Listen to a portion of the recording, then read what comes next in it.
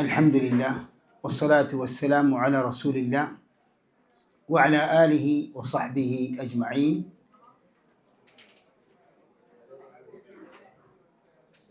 ബഹുമാന്യരെ, നാം വീണ്ടും അൽ ഉസൂലു സിത്ത എന്ന കൃതിയിലേക്ക് മടങ്ങുകയാണ്. ഷെയ്ഖുൽ ഇസ്ലാം മുഹമ്മദ് ഇബ്നു അബ്ദുൽ വഹാബ് റഹിമഹുല്ലാ രചിച്ച അൽ ഉസൂലു സിത്തയിൽ 3 അടിസ്ഥാന വിഷയങ്ങൾ നാം വിശദീകരിച്ചു കഴിഞ്ഞു. ഇനി നാം വിശദീകരിക്കാൻ പോകുന്ന അടിസ്ഥാന വിഷയങ്ങളാകുന്നു 4-ാമത്തെയും 5-ാമത്തെയും 6-ാമത്തെയും ഉസൂല്. ഈ 6 അടിസ്ഥാന വിഷയങ്ങളുടെയും പ്രത്യേകത നാം പറഞ്ഞു. വിശുദ്ധ ഖുർആനിൽ അള്ളാഹു അത്രയധികം വിവരിക്കുകയും സാധാരണക്കാർക്ക് മനസ്സിലാവുന്ന വിധം വിശദീകരിക്കുകയും ആവർത്തിക്കുകയും ചെയ്ത കാര്യങ്ങളാവുന്നു. എന്നാൽ അറിവ് നടിക്കുന്ന പണ്ഡിതന്മാരാണെന്ന് പറയുന്ന പിഴച്ചുപോയ ധാരാളം ആൾക്കാർ അറിയാതെ പോവുകയും അശ്രദ്ധരാകുകയും ചെയ്ത വിഷയങ്ങളാകുന്നു. 1-ാമത്തെ വിഷയം എന്താണ്? ആർക്കാണ് പറയാൻ പറ്റുക ലഘുവായിട്ട്? 1-ാമത്തെ അസ്ൽ, ഷെയ്ഖ് ഇവിടെ വിവരിച്ച 1-ാമത്തെ അസ്ൽ, അതെ, അഹ്സൻ, ഇഖ്ലാസു അദ്ദീനി ലില്ലാഹി വഹ്ദ. അതായത് ഇബാദത്ത് അള്ളാഹുവിന് മാത്രം ആത്മാർത്ഥതയോടെ സമർപ്പിക്കുക. അതിന് വിപരീതമായ ശിർക്കിനെ സംബന്ധിച്ച് മനസ്സിലാക്കുക. എന്താണ് വിപരീതമായ? തൗഹീദിന് ഇഖ്ലാസിന് വിരുദ്ധമായ കാര്യം എന്താണ്? ഷിർക്ക്. ഈ വിഷയത്തിലാണ് എത്രയോ ആൾക്കാർ പിൽക്കാലങ്ങളിൽ വന്ന എത്രയോ ആൾക്കാർ തർക്കിക്കുകയും അത് ഷിർക്കല്ല എന്ന് പറയുകയും നാം ഉൾക്കൊള്ളുന്ന തൗഹീദ് പിഴച്ചതാണെന്നും വാദിക്കുന്നു. അഥവാ ഷെയ്ഖ് ഇബ്നു അബ്ദുൽ വഹാബ് റഹിമഹുല്ലാ തങ്ങളുടെ കാലഘട്ടത്തിൽ തങ്ങൾ ശ്രദ്ധിക്കുകയും പ്രബോധന രംഗത്ത് അദ്ദേഹം നേരിട്ട പല പ്രയാസങ്ങളും പല അനുഭവങ്ങളുമുണ്ട്. ആ അനുഭവങ്ങളുടെ വെളിച്ചത്തിൽ ഷെയ്ഖ് കണ്ടെത്തിയ ചില യാഥാർത്ഥ്യങ്ങളും കൂടിയാണിത് യഥാർത്ഥത്തിൽ. അഥവാ ദഅ്വാ രംഗത്ത് വലിയ വലിയ ഇൽമ് നടിക്കുന്ന അല്ലെങ്കിൽ വാദിക്കുന്ന പണ്ഡിതന്മാരുമായി കണ്ടുമുട്ടുന്നു. അവർക്ക് നഹ്വിലും സർഫിലും അതേപോലെ തന്നെ പല വിജ്ഞാന ശാഖകളിലും അഗാധ പാണ്ഡിത്യമുണ്ടാവും. പക്ഷേ നബി സല്ലല്ലാഹു അലൈഹി വസല്ലം പഠിപ്പിച്ച ശുദ്ധ തൗഹീദിൻ്റെ വിഷയത്തിൽ അജ്ഞത, അത് ഉൾക്കൊള്ളാൻ അവർക്ക് പ്രയാസം. സുബ്ഹാനല്ലാഹ്.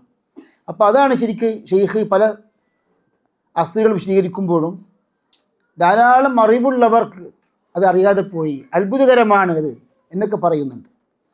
അപ്പോൾ 1-ാമത്തെ അസ്ൽ സഹോദരന്മാരെ, ദീന് എന്ന് പറഞ്ഞാൽ ഇബാദത്ത് അള്ളാഹുവിന് മാത്രം സമർപ്പിക്കുക എന്ന അസ്ൽ. 2-ാമത്തെ അസ്ൽ എന്താണ്?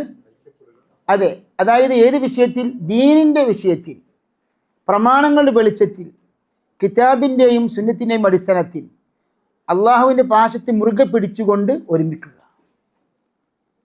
അതാണ് ഈ ഐക്യപ്പെടലിൻ്റെ അഥവാ ഇസ്ലാം ആഹ്വാനം ചെയ്യുന്ന അല്ലെങ്കിൽ പ്രബോധനം ചെയ്യുന്ന ആ ഐക്യപ്പെടലിൻ്റെ ഉദ്ദേശം അതാണ്. അതല്ലാതെ കേവലം ഒരു ടേബിളിന് ചുറ്റും എല്ലാവരും ഒരുമിച്ച് കൂടുക പിരിയുക എന്നല്ല. അപ്പോൾ ആ ഒരു ഇജ്തിമാഇൻ്റെ ഉദ്ദേശം എന്താണ്? അതായത് അള്ളാഹു സുബ്ഹാനഹു വ തആലയുടെ ദീനിൻ്റെ വിഷയത്തിൽ പ്രമാണങ്ങൾ വെളിച്ചത്തിൽ ഐക്യപ്പെടുക. അതേപോലെ അതിൻ്റെ ഒരു പൂർത്തീകരണമാണ് യഥാർത്ഥത്തിൽ 3-ാമത്തെ അസ്ൽ. അതായത് ഇജ്തിമാഇൻ്റെ ഈ ഐക്യപ്പെടുന്നതിൻ്റെ പ്രധാനപ്പെട്ട ഉദ്ദേശം എന്താണ്? അതിനൊരു പ്രധാനപ്പെട്ട ശർഈയായ ഉദ്ദേശമാണ് മുസ്ലിം ഭരണാധികാരിയെ അനുസരിച്ചുകൊണ്ട്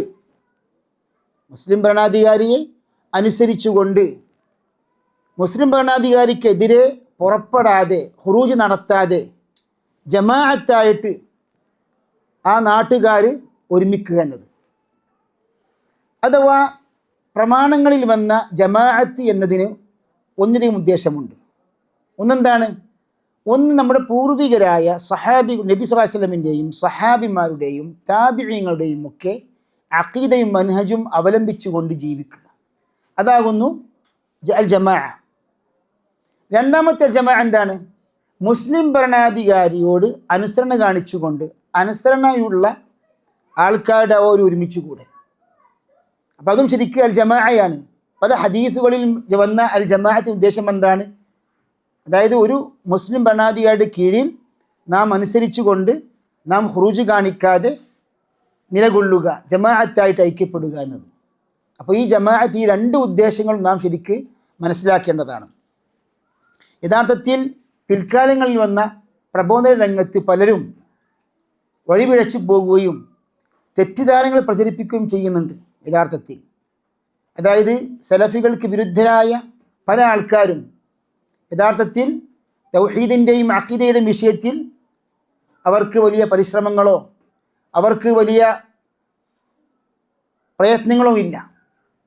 എന്നാൽ അവരുടെ പ്രധാനപ്പെട്ട ഉദ്ദേശം എന്താണ്? അതായത് നിലവിലുള്ള ഭരണരംഗത്ത് വിപ്ലവം സൃഷ്ടിക്കുക, അതേപോലെ പ്രക്ഷോഭങ്ങൾ ഉണ്ടാക്കുക, എന്നിട്ട് ഭിന്നിപ്പുകൾ ഉണ്ടാക്കുക എന്നൊക്കെ നമുക്ക് കാണാൻ സാധിക്കും. യഥാർത്ഥത്തിൽ സലഫി അഖീദയ്ക്ക് വിരുദ്ധമാണ് എന്ന് നമുക്ക് പ്രമാണ വെളിച്ചത്തിലും അതേപോലെ പൂർവികരുടെ മനഹജ് നമുക്ക് മനസ്സിലാക്കിയാലും നമുക്കത് ബോധ്യപ്പെടുന്നതാണ്. അപ്പോൾ ഷെയ്ഖ് മൂന്നാമത്തെ അസ്ലായിട്ട് എണ്ണി പറഞ്ഞതും ഈ ഒരു കാര്യമാകുന്നു. ഇവിടെ മൂന്നാമത്തെ അസ്ല ഒന്നും കൂടി നാം വായിക്കുകയാണ്. അന്ന മിൻ തമാമിൽ ഇജ്തിമാഇ അസ്സംഅ വത്താഅത ലിമൻ തഅമ്മറ അലൈനാ വലൗ കാന അബ്ദൻ ഹബശിയ. നാം വിശദീകരിച്ചതാണ്. അതായത് ഐക്യപ്പെടലിൻ്റെ, ഇജ്തിമാഇൻ്റെ, ഒത്തുചേരലിൻ്റെയും ഒരുമിച്ച് കൂടലിൻ്റെയും പൂർത്തീകരണമാകുന്നു അസ്സംഅ വത്താഅത ലിമൻ തഅമ്മറ അലൈനാ. അതായത് നമുക്ക് മീതെ അധികാരമുള്ള, നമുക്ക് മേലെ അധികാരം ചുമത്തപ്പെട്ടവർക്ക് ഉള്ള സമഉം താഅത്തും. ആ ഭരണാധികാരി അബ്ദൻ ഹബശീനായിക്കൊള്ളട്ടെ എന്ന് പറഞ്ഞാൽ അബസീനിയക്കാരനായ ഹബശക്കാരനായ അടിമയായാലും ശരി. ഇത് യഥാർത്ഥത്തിൽ വിശുദ്ധ ഖുർആനിലും അതേപോലെ തന്നെ സഹീഹായ ഹദീസുകളിലും അല്ലാഹു സുബ്ഹാനഹു വ തആല അത് ശർഈയായിട്ടും ഖദരിയായിട്ടും വിശദീകരിച്ചിട്ടുണ്ടെന്ന് പറഞ്ഞാൽ വിശുദ്ധ ഖുർആനിലും സഹീഹായ ഹദീസുകളിലും അതിന് പ്രേരണയുണ്ടെന്ന് മാത്രമല്ല, ഖദരിയായിട്ടും അല്ലാഹു സുബ്ഹാനഹു വ തആല പ്രാപഞ്ചിക നിയമമായിട്ട് മുസ്ലിം ഭരണകർത്താക്കൾക്കെതിരെ ആരൊക്കെ ആഹ്വാനം ചെയ്തോ, ആരൊക്കെ എതിരായി പ്രവർത്തിച്ചോ, ഖുറൂജ് നടത്തിയോ അവർക്ക് പരാജയം മാത്രമേ സംഭവിച്ചിട്ടുണ്ടെന്ന് പറഞ്ഞാൽ അവർ ഉദ്ദേശിച്ച ആ ഒരു തിന്മ എതിർക്കുക എന്നതിനേക്കാളും വളരെ അപകടകരമായ ഭവിഷ്യത്തുകൾ അനുഭവിക്കേണ്ടി വരുന്ന അവസ്ഥയുണ്ടായിട്ടുണ്ട്. അതൊക്കെ നമുക്ക് ചരിത്രം ശരിക്കും അതിനുള്ള സാക്ഷ്യം കൂടിയാണ്. അപ്പോൾ ഈ ഒരു അസ്ലി യഥാർത്ഥത്തിൽ ഇൽമ് വാദിക്കുന്ന പലർക്കും അറിയാതെ പോയി എന്നാണ് ഷെയ്ഖ് ഇവിടെ അത്ഭുതത്തോടെ പറയുന്നത്. ثم صار هذا الأصل لا يعرف عند أكثر من يدعي العلم فكيف العمل به. അപ്പോൾ എന്താണ് ഇതിനുള്ള തെളിവ്? ഇപ്പോൾ ഖുർആനിൽ അതേപോലെ സഹീഹായ ഹദീസുകളിൽ ഈ ഒരു വിഷയം പ്രതിപാദിക്കപ്പെട്ടിട്ടെന്ന് നാം പഠിച്ചു. അപ്പോൾ എന്താണ്? യാ അയ്യുഹല്ലദീന ആമനു അത്തീഉല്ലാഹ വ അത്തീഉർ റസൂല വ ഉലിൽ അംരി മിൻകും. അപ്പോൾ അള്ളാഹുവിനെയും റസൂലിനെയും നിങ്ങൾ അനുസരിച്ച് കൊള്ളുക, അതേപോലെ തന്നെ നിങ്ങളിൽ അധികാരമുള്ള ഉലാത്തുൽ അംറിനെയും നിങ്ങൾ അനുസരിച്ച് കൊള്ളുക എന്ന്. അപ്പോൾ അവിടെയും എന്താണ് ഷർത്ത്? വ ഉലിൽ അംരി മിൻകും, നിങ്ങളിൽപ്പെട്ട ഉലുൽ അംർ.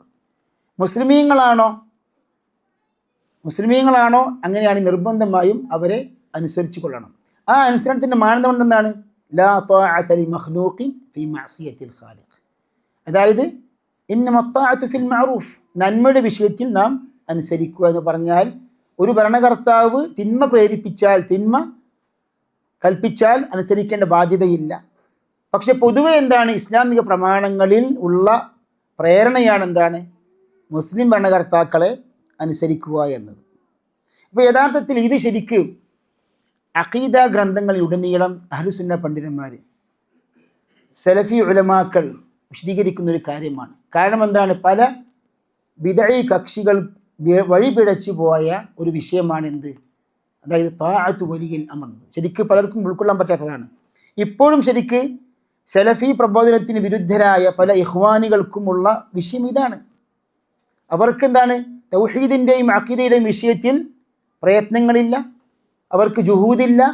അതുകൊണ്ടാണ് അവർ സലഫി മൻഹജ്, ആ ഒരു മൻഹജ് അവർക്ക് ഉൾക്കൊള്ളാൻ പ്രയാസമാണ്. കാരണം അവർ എന്താണ്? രാഷ്ട്രീയ വിഷയങ്ങളാണ് അവരുടെ മർമ്മപ്രധാനമായ ചർച്ച വിഷയം. അപ്പോൾ അതുകൊണ്ട് തന്നെ അത് യഥാർത്ഥത്തിൽ സലഫി മൻഹജിന് വിരുദ്ധമാണ് എന്ന് മാത്രമല്ല, സലഫി അഖീദക്കും പ്രമാണങ്ങൾക്ക് വിരുദ്ധമായ ഖുറൂജ് പ്രേരിപ്പിക്കുകയും ചെയ്യുന്നു. പല പ്രക്ഷോഭങ്ങളുടെയും പേരിൽ ഇങ്ങനെയുള്ള വിഭാഗക്കാരാണ്. അതുകൊണ്ട് തന്നെയാണ് സുബ്ഹാനല്ലാഹ് ഈ ഒരു മൻഹജ് യഥാർത്ഥത്തിൽ പ്രമാണങ്ങൾക്കും വിരുദ്ധമാണ്, നമ്മുടെ സലഫിൻ്റെയും മൻഹജിന് വിരുദ്ധമാണ്. എന്ന് പറഞ്ഞാൽ ഈ താഅത്ത് വലിയൽ അംർ എന്ന വിഷയം യഥാർത്ഥത്തിൽ ശരിക്ക് കൊട്ടാര പണ്ഡിതന്മാർ കൊണ്ടുവന്നൊരാശയമായിട്ടാണ് ശരിക്ക് പല ബിദഈ കക്ഷികളും പ്രചരിപ്പിക്കുന്നത്. എന്നാൽ നമ്മൾ ശരിക്ക് എന്തുകൊണ്ടാണ് നമ്മൾ സലഫിൻ്റെ അഖീദയിലേക്ക് മടങ്ങുന്നത് പറയുന്നത്? നമ്മൾ ഈ പൂർവികരായ സലഫിൻ്റെ അഖീദ ഗ്രന്ഥങ്ങൾ പരിശോധിച്ച് കഴിഞ്ഞാൽ അതിൽ പ്രധാനപ്പെട്ട ഒരു അധ്യായമാണ് യഥാർത്ഥത്തിൽ മുസ്ലിം ഭരണാധികാരികളെ അനുസരിക്കണമെന്ന സംഗതി. നമ്മൾ അത്ഭുതപ്പെട്ടു പോകും, എന്താണ് ഈ ശരിക്കും അഖീദ ഗ്രന്ഥത്തിൽ കൊണ്ടുവരാനുള്ള കാരണം എന്നാൽ സലഫി അഖീദയുടെ ഒരു പ്രധാനപ്പെട്ട മൻഹജിൻ്റെ ഒരു പ്രധാനപ്പെട്ട സവിശേഷതയാണ് മുസ്ലിം ഭരണകർത്താക്കളുമായി കൈകോർത്തുകൊണ്ട് ആ ഒരു നാട്ടിൽ ഭിന്നിപ്പും ഫിത്നയും ഉണ്ടാകാതിരിക്കാൻ വേണ്ടിയുള്ള ആ ഒരു സഹകരണം, ആ ഒരു ഇജ്തിമാ. നമ്മളെല്ലാ നന്മയുടെ വിഷയത്തിലും സഹകരിക്കണമല്ലോ. ഏറ്റവും കൂടുതൽ സഹകരിക്കേണ്ട ഒരു വിഷയമാണ് എന്താണ്? നമ്മിൽപ്പെട്ട ഭരണകർത്താക്കളുമായി കൈകോർത്തുകൊണ്ട് ആ നാടിൻ്റെ നന്മയുടെ വിഷയത്തിലും മുസ്ലിങ്ങളുടെ നിലനിൽപ്പിൻ്റെ വിഷയത്തിലുമൊക്കെ നാം ഒരുമിക്കുക, ഏകോപിക്കുക എന്നത് ശരിക്ക് ഇസ്ലാമിക ശരീഅത്തിൻ്റെ മഖാസിദിൽപ്പെട്ട പ്രധാനപ്പെട്ട ഒരു വിഷയമാണ്. അപ്പോൾ ഇവിടെ ശരിക്ക് പല ഹദീസുകളിലും യഥാർത്ഥത്തിൽ ജമാഅത്തിൻ്റെ കാര്യം പറയുന്നുണ്ട്. അതിൻ്റെയൊക്കെ ഉദ്ദേശം എന്താണ്? ഒരു മുസ്ലിം അമീറിൻ്റെ ഇമാറത്തുള്ള അമീറിൻ്റെ കീഴിൽ നാം സഹകരിച്ചുകൊണ്ട് ഒരുമിച്ച് നാം നിലകൊള്ളുക എന്നത്. നോക്കൂ, നിങ്ങളിപ്പോൾ ഒരു ഹദീസാണ്, മൻ റഅ മിൻ അമീരിഹി ഷൈഅൻ ഫകരിഹഹു ഫൽയസ്ബിർ. അതായത് തൻ്റെ അമീറിൽ നിന്ന് വല്ല വെറുപ്പുള്ള കാര്യം കണ്ടു കഴിഞ്ഞാൽ അവൻ ക്ഷമിച്ചു കൊള്ളട്ടെ. ഫഇന്നഹു ലൈസ അഹദുൻ യുഫാരിഖുൽ ജമാഅ ഷിബ്റൻ ഫയമൂതു ഇല്ലാ മാത മീതത്തൻ ജാഹിലിയ. ഇമാം ബുഖാരി മുസ്ലിം റിപ്പോർട്ട് ചെയ്ത ഹദീസാണ്. അതായത് ജമാഅത്ത് വല്ലവനും ഉപേക്ഷിക്കുകയും ജമാഅത്തിനെതിരായി പ്രവർത്തിക്കുകയും ചെയ്തു കഴിഞ്ഞാൽ, അതായത് ഒരു ചാൺ വീതം, ഫയമൂത്ത് അങ്ങനെ മരണപ്പെട്ട് കഴിഞ്ഞാൽ, അതായത് മുസ്ലിം ഭരണാധികാരിക്കെതിരെ തുനിയുകയും ഖുറൂജ് നടത്തുകയും അങ്ങനെ ആ ജമാഅത്തിൽ നിന്ന് പുറത്തു കടക്കുകയും ചെയ്തിട്ട് അങ്ങനെ മരണപ്പെട്ട് കഴിഞ്ഞാൽ അവൻ ജാഹിലിയ മരണമാകുന്നു കൈവരിച്ചത്. അപ്പോൾ എന്താണ് ഇവിടെ? ഫഇന്നഹു ലൈസ അഹദുൻ യുഫാരിഖുൽ ജമാഅ. ജമാഅത്ത് ഉപേക്ഷിച്ചുകൊണ്ട് വല്ലവനും മരണപ്പെട്ടാൽ ജാഹിലിയ മരണം കൈവരിച്ചു എന്ന് പറയുമ്പോൾ എന്താ ഈ ജമാഅത്ത് ജമാഅത്ത് വിട്ടാൽ അർത്ഥം എന്താണ്? ഈ ജമാഅത്തിൻ്റെ ഉദ്ദേശം എന്താണ്? അതായത് വലിയ അമ്രിന് മുസ്ലിം ഭരണാധികാരിയെ അനുസരിച്ചു കൊണ്ടുള്ള ആ ഒരു ഒത്തുചേരൽ, ആ ഒരു ഇജ്തിമാ, ആ ഒരു ജമാഅത്ത്. അതാണ് ശരിക്കും ജമാഅത്തിൻ്റെ രണ്ട് ഉദ്ദേശങ്ങളിൽ പ്രധാനപ്പെട്ട ഒരു ഉദ്ദേശമാണ് ഈ ഒരു സംഗതി. ഇത് യഥാർത്ഥത്തിൽ പണ്ഡിതന്മാരൊക്കെ വിശദീകരിച്ചിട്ടുണ്ട്. എന്നാൽ ഇതിൻ്റെ അർത്ഥം എന്താണ്? ഇതിൻ്റെ ഈ ഒരു ജാഹിലിയ മരണം കൈവരിച്ചു എന്ന് പറഞ്ഞു കഴിഞ്ഞാൽ അതായത് അവൻ വഴിപിഴച്ച ആളായിട്ടാണ് മരണപ്പെടുന്നത് എന്ന് അൽ ഹാഫിദ് ബിൻ ഹജർ അസ്ഖലാനി റഹ്മ പറഞ്ഞു. കമൗതി അഹ്ലിൽ ജാഹിലിയത്തി അലാ ദലാൽ വലൈസ ലഹു ഇമാമുൻ മുതാഉൻ. ജാഹിലിയ കാലഘട്ടത്തിൽ അവർക്ക് ഒരു ഇമാമിൻ്റെ കീഴിൽ, ഒരു ഭരണകർത്താവിൻ്റെ കീഴിൽ നിലകൊണ്ടുകൊണ്ടുള്ള ആ ഒരു ഒത്തുചേരലും ഒരുമിച്ച് കൊള്ളുന്ന അവർക്ക് അറിയില്ലായിരുന്നു. لأنهم كانوا لا يعرفون ذلك وليس المراد أنه يموت كافرا بل يموت عاصيا. അതായത് ഇവിടെ ജാഹിലിയ മരണമാണ് അവൻ കൈവരിച്ചത് എന്ന് പറയുമ്പോൾ അവൻ കാഫിറായിട്ട് മരിച്ചു എന്നല്ല, മറിച്ച് അവൻ ആസിയായിട്ട്, അതായത് പാപിയായിട്ടാണ് അവൻ മരണപ്പെടുന്നത് എന്നാണ് ഇതിൻ്റെ ഉദ്ദേശമെന്ന് പണ്ഡിതന്മാർ വിശദീകരിച്ചിട്ടുണ്ട്. അപ്പോൾ സഹോദരന്മാരെ, ഇവിടെ നോക്കൂ നിങ്ങൾ, അതായത് ഇതിൻ്റെ ദോഷം എന്ന് പറഞ്ഞാൽ ശർഈയായിട്ടും അത് ദോഷകരമാണ്, പ്രമാണങ്ങൾക്ക് വിരുദ്ധമാണെന്ന് മാത്രമല്ല ഖദറിയായിട്ടും പ്രാപഞ്ചിക നിയമങ്ങൾ പ്രകാരവും എന്താണ്? ദോഷമാണ്, ദോഷകരമാണ്. കാരണം യഥാർത്ഥത്തിൽ പലരും വാദിക്കാറുള്ള എന്താണ്? മുസ്ലിം ഭരണാധികാരിക്കൊരു തിന്മയുണ്ടെങ്കിൽ ആ തിന്മയെ എതിർക്കേണ്ടതുണ്ട്. തിന്മയെ എതിർക്കണമല്ലോ. ഈ തിന്മയെ എതിർക്കുക എന്ന വാദം പറഞ്ഞുകൊണ്ടാണ് യഥാർത്ഥത്തിൽ അന്ന് ഖവാരിജുകൾ മുസ്ലിം ഭരണകർത്താക്കൾക്കെതിരെ തുനിഞ്ഞത്. അങ്ങനെയാണ് ശരിക്കും ധാരാളം മുസ്ലിങ്ങളുടെ രക്തം ചിന്തിയതും. അതേ തത്വം തന്നെയാണ് മുഅ്തസിലക്കാർ വേറെ നിലയ്ക്ക് പ്രചരിപ്പിക്കുന്നത്. അപ്പോൾ അതിൻ്റെ പിന്നിൽ എന്താണ്? തക്ഫീറിനൊരു വിഷയമുണ്ട്. അതായത് പാപം ചെയ്തു കഴിഞ്ഞാൽ ആ ഒരു മുസ്ലിമായ ഒരു മനുഷ്യൻ എന്തായി മാറി? കാഫിറായി മാറി എന്ന്. ആരുടെ വാദമാണത്? ഖവാരിജിൻ്റെ വാദം. ഖവാരിജിൻ്റെ വാദം എന്താണ്? ഒരു മുസ്ലിമായ ഒരു മനുഷ്യൻ പാപം ചെയ്താൽ അവൻ കാഫിറായി മാറി. അപ്പോൾ എന്താ കാഫിർ എന്ന് പറഞ്ഞാൽ? അവൻ മുർത്തദ്ദായി, അവൻ്റെ രക്തം ഹലാലായി. എന്നാൽ അൽ മുഅ്തസിലക്കാർ അവർ കാഫിറാണെന്ന് പച്ചയിൽ പറയുന്നില്ല. അവർ പറയുന്നത് എന്താണ്? ഫീ മൻസിലത്തിൻ ബൈൻ മൻസിലത്തൈൻ. അവിടെ 5 ഉസൂലുകളിൽപ്പെട്ട ഒരു അസ്ലാണ് മൻസില ബൈൽ മൻസിലത്തൈൻ. അതായത് മുസ്ലിമുമല്ല മുഅ്മിനുമല്ല, അതേപോലെ കാഫിറുമല്ല. എന്നാൽ പരലോകത്തവൻ ശാശ്വതനായി നരകത്തിൽ കഴിയേണ്ടി വരും. പക്ഷേ അൽ മുഅ്തസിലക്കാർ പഠിപ്പിക്കുന്ന ഉസൂലുകളിൽപ്പെട്ടതാണെന്ത്? അൽ അംറു ബിൽ മഅറൂഫ് വന്നഹി അനിൽ മുൻകർ. അതിൻ്റെ ഭാഗമായിട്ട് അവർ പറയുന്നു, മുസ്ലിം ഭരണാധികാരി പാപിയാണെങ്കിൽ അയാൾക്കെതിരെ ഖുറൂജ് നടത്തണമെങ്കിൽ തുനിയണം, എതിർക്കണമെന്നാണ്. യഥാർത്ഥത്തിൽ ശരിക്കും ഇങ്ങനെയുള്ള പിഴച്ച ആശയങ്ങളുടെ ശരിക്ക് അനന്തരഫലമായിട്ട് നമുക്ക് പിൽക്കാലങ്ങളിൽ മുസ്ലിം ഭരണാധികാരി തെറ്റ് ചെയ്തു കഴിഞ്ഞാൽ അയാൾക്കെതിരെ പരസ്യമായിട്ട് വിമർശിക്കാം എന്നൊക്കെ ശരിക്ക് അഹ്ലുസുന്ന മൻഹജിന് വിരുദ്ധരായ എതിരാളികൾ ഉയർത്തുന്ന വാദങ്ങളിൽപ്പെട്ട അപകടകരമായ വാദമാണ്. ആ വാദത്തിൻ്റെ ശരിക്ക് ഭവിഷ്യത്താണ് ഇപ്പോൾ പല മുസ്ലിം നാടുകളും അനുഭവിക്കുന്ന പ്രക്ഷോഭങ്ങളുടെയും അതേപോലെ തന്നെ പല ഭിന്നിപ്പിൻ്റെയും അടിസ്ഥാനത്തിൽ പല നാടുകൾക്കും പല പ്രയാസങ്ങളും ഉണ്ടായിട്ടുണ്ട്. ഇന്നും ശരിക്ക് പല മുസ്ലിം നാടുകളിൽ അനുഭവിക്കുന്ന പ്രയാസങ്ങളുടെ ശരിക്ക് കാരണം ഇങ്ങനെയുള്ള ഈ ഖുറൂജാണെന്ന് നാം മനസ്സിലാക്കേണ്ടതാണ്. അല്ലാഹു സുബ്ഹാനഹു വ തആല മുസ്ലിം ഉമ്മത്തിനെ ഇങ്ങനെയുള്ള ഫിത്നകളിൽ നിന്ന് സംരക്ഷിക്കുമാറാകട്ടെ. സഹോദരന്മാരെ, ധാരാളം ഹദീസുകൾ ഇപ്പോൾ ഷെയ്ഖ് ഇവിടെ പറയുമ്പോൾ ഇത് ശരിക്കൊരു മുബാലഗത്തല്ല, അതായത് ഒരു അതിവാദമല്ല. ധാരാളം ഹദീസുകളിൽ ഇത് വന്നിട്ടുണ്ട്. അതായത് മുസ്ലിം ഭരണകർത്താവിനെ അനുസരിച്ചു കൊള്ളണം. അത് ഹബശക്കാരനായ അബ്ദാണെങ്കിലും കഅന്ന റഅസഹു സബീബ, തൻ്റെ തല അതായത് ഒരു മുന്തിരി, ഉണക്ക മുന്തിരി പോലെയാണെങ്കിൽ പോലും, വികൃതമായ രൂപമാണെങ്കിൽ പോലും അനുസരിച്ചു കൊള്ളണം എന്നൊക്കെ ധാരാളം ഹദീസുകളിൽ പല ശൈലികളിലൂടെ നമുക്ക് പഠിപ്പിക്കപ്പെട്ടിട്ടുണ്ട്. അപ്പോൾ എന്തുകൊണ്ടാണിത്? ആ ഒരു ശരിക്ക് പ്രാധാന്യത്തോടെയാണ് ശർഅ് കാണുന്നത്. ആ ഒരു പ്രാധാന്യം നമ്മുടെ പൂർവികരായ സലഫ് മനസ്സിലാക്കി. നമ്മുടെ പൂർവികരായ മുൻഗാമികളായ പണ്ഡിതന്മാർ, ഇമാം ഉദാഹരണത്തിന് അൽ ആജുരി അദ്ദേഹത്തിൻ്റെ കിതാബു ശരീഅയിലും അതേപോലെ തന്നെ ഇമാം ബർബഹാരി, അങ്ങനെയുള്ള എത്രയോ അഇമ്മത്തുകൾ, അവരുടെ മുൻഗാമികളായ അഇമ്മത്തുകൾ അവരുടെ ഗ്രന്ഥങ്ങളിൽ എഴുതി വെച്ച ഒരു പ്രധാനപ്പെട്ട ഒരു വിഷയമാണ് താഅത്തു വലിയിൽ അംർ. അത് ശരിക്ക് സലഫി അഖീദ ഗ്രന്ഥങ്ങളിൽ പ്രധാനപ്പെട്ട ഒരു അധ്യായം കൂടിയാണെന്ന് നാം മനസ്സിലാക്കണം. നോക്കൂ, നിങ്ങൾ ഒരു ഹദീസ് പറഞ്ഞുകൊണ്ട് നമ്മൾ അടുത്ത വിഷയത്തിലേക്ക് പോവുകയാണ്. ബായഅനാ റസൂലുള്ളാഹി സ്വല്ലല്ലാഹു അലൈഹി വസല്ലം. അതായത് ഉബാദ ഇബ്നു സാമിത്ത് റളിയല്ലാഹു അൻഹു സഹാബി പറയാണ്. ഇമാം ബുഖാരി മുസ്ലിം റിപ്പോർട്ട് ചെയ്ത ഹദീസാണ്. ഇമാം മുസ്ലിം ലഫ്ദാണ് ഇവിടെ വായിക്കുന്നത്. റസൂലുള്ളാഹി സ്വല്ലല്ലാഹു അലൈഹി വസല്ലം ഞങ്ങളുമായി ബൈഅത്തിൽ ഏർപ്പെട്ടു, ബൈഅത്ത് ചെയ്തു. എന്താണ്? അല സമഇ വത്താഅ. അതായത് റസൂലുള്ളാഹിയോട് ഞങ്ങൾ എന്താണ് ബൈഅത്ത് നടത്തി, ഉടമ്പടിയിൽ ഏർപ്പെട്ടു. എന്താണ് ആ ഉടമ്പടിയുടെ ആശയം? എന്താണ്? അല സമഇ വത്താഅ.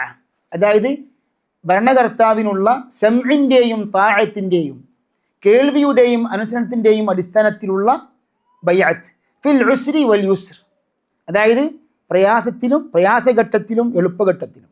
വൽ മൻഷത്തി വൽ മക്ര, അതായത് ക്ഷേമാവസ്ഥയിലും ക്ഷാമം വരുമ്പോഴും. വഅല അസറത്തിൻ അലൈന, നമ്മുടെ അവകാശങ്ങൾ അവർ പിടിച്ചെടുത്താലും. നോക്കൂ നിങ്ങൾ, അതായത് ഒരു മുസ്ലിം ഭരണകർത്താവ് ജനങ്ങളോട് അക്രമം പ്രവർത്തിച്ചാലും അവിടെയും എന്താണ്? ഖുറൂജ് ചെയ്യാൻ പാടില്ല. അപ്പം അത്രക്കും വ്യക്തമായും ഇമാം ബുഖാരിയുടെ സഹീഹിലും സഹീഹ് മുസ്ലിമിലൊക്കെ വന്നിട്ടുണ്ട്. കാരണം അതിനേക്കാൾ വലിയ ഗുരുതരമായ അപകടം ആ ഖുറൂജിലൂടെ ഉണ്ടാകും എന്നാണ് ശരിക്ക് പ്രമാണങ്ങൾ പഠിപ്പിക്കുന്നത്. അപ്പം അതുകൊണ്ടല്ലേ സലഫി പണ്ഡിതന്മാർ ഇപ്പം പലപ്പോഴും സുബ്ഹാനല്ലാഹ് എതിരാളികൾ വിമർശിക്കുന്നൊരു ആരോപണമാണ്, സലഫി പണ്ഡിതന്മാർ എന്തുകൊണ്ട് നിഷിദ്ധരായി നിൽക്കുന്നു, എന്തുകൊണ്ട് മിണ്ടാതിരിക്കുന്നു, എന്തുകൊണ്ട് അവർ ശബ്ദിക്കുന്നില്ല.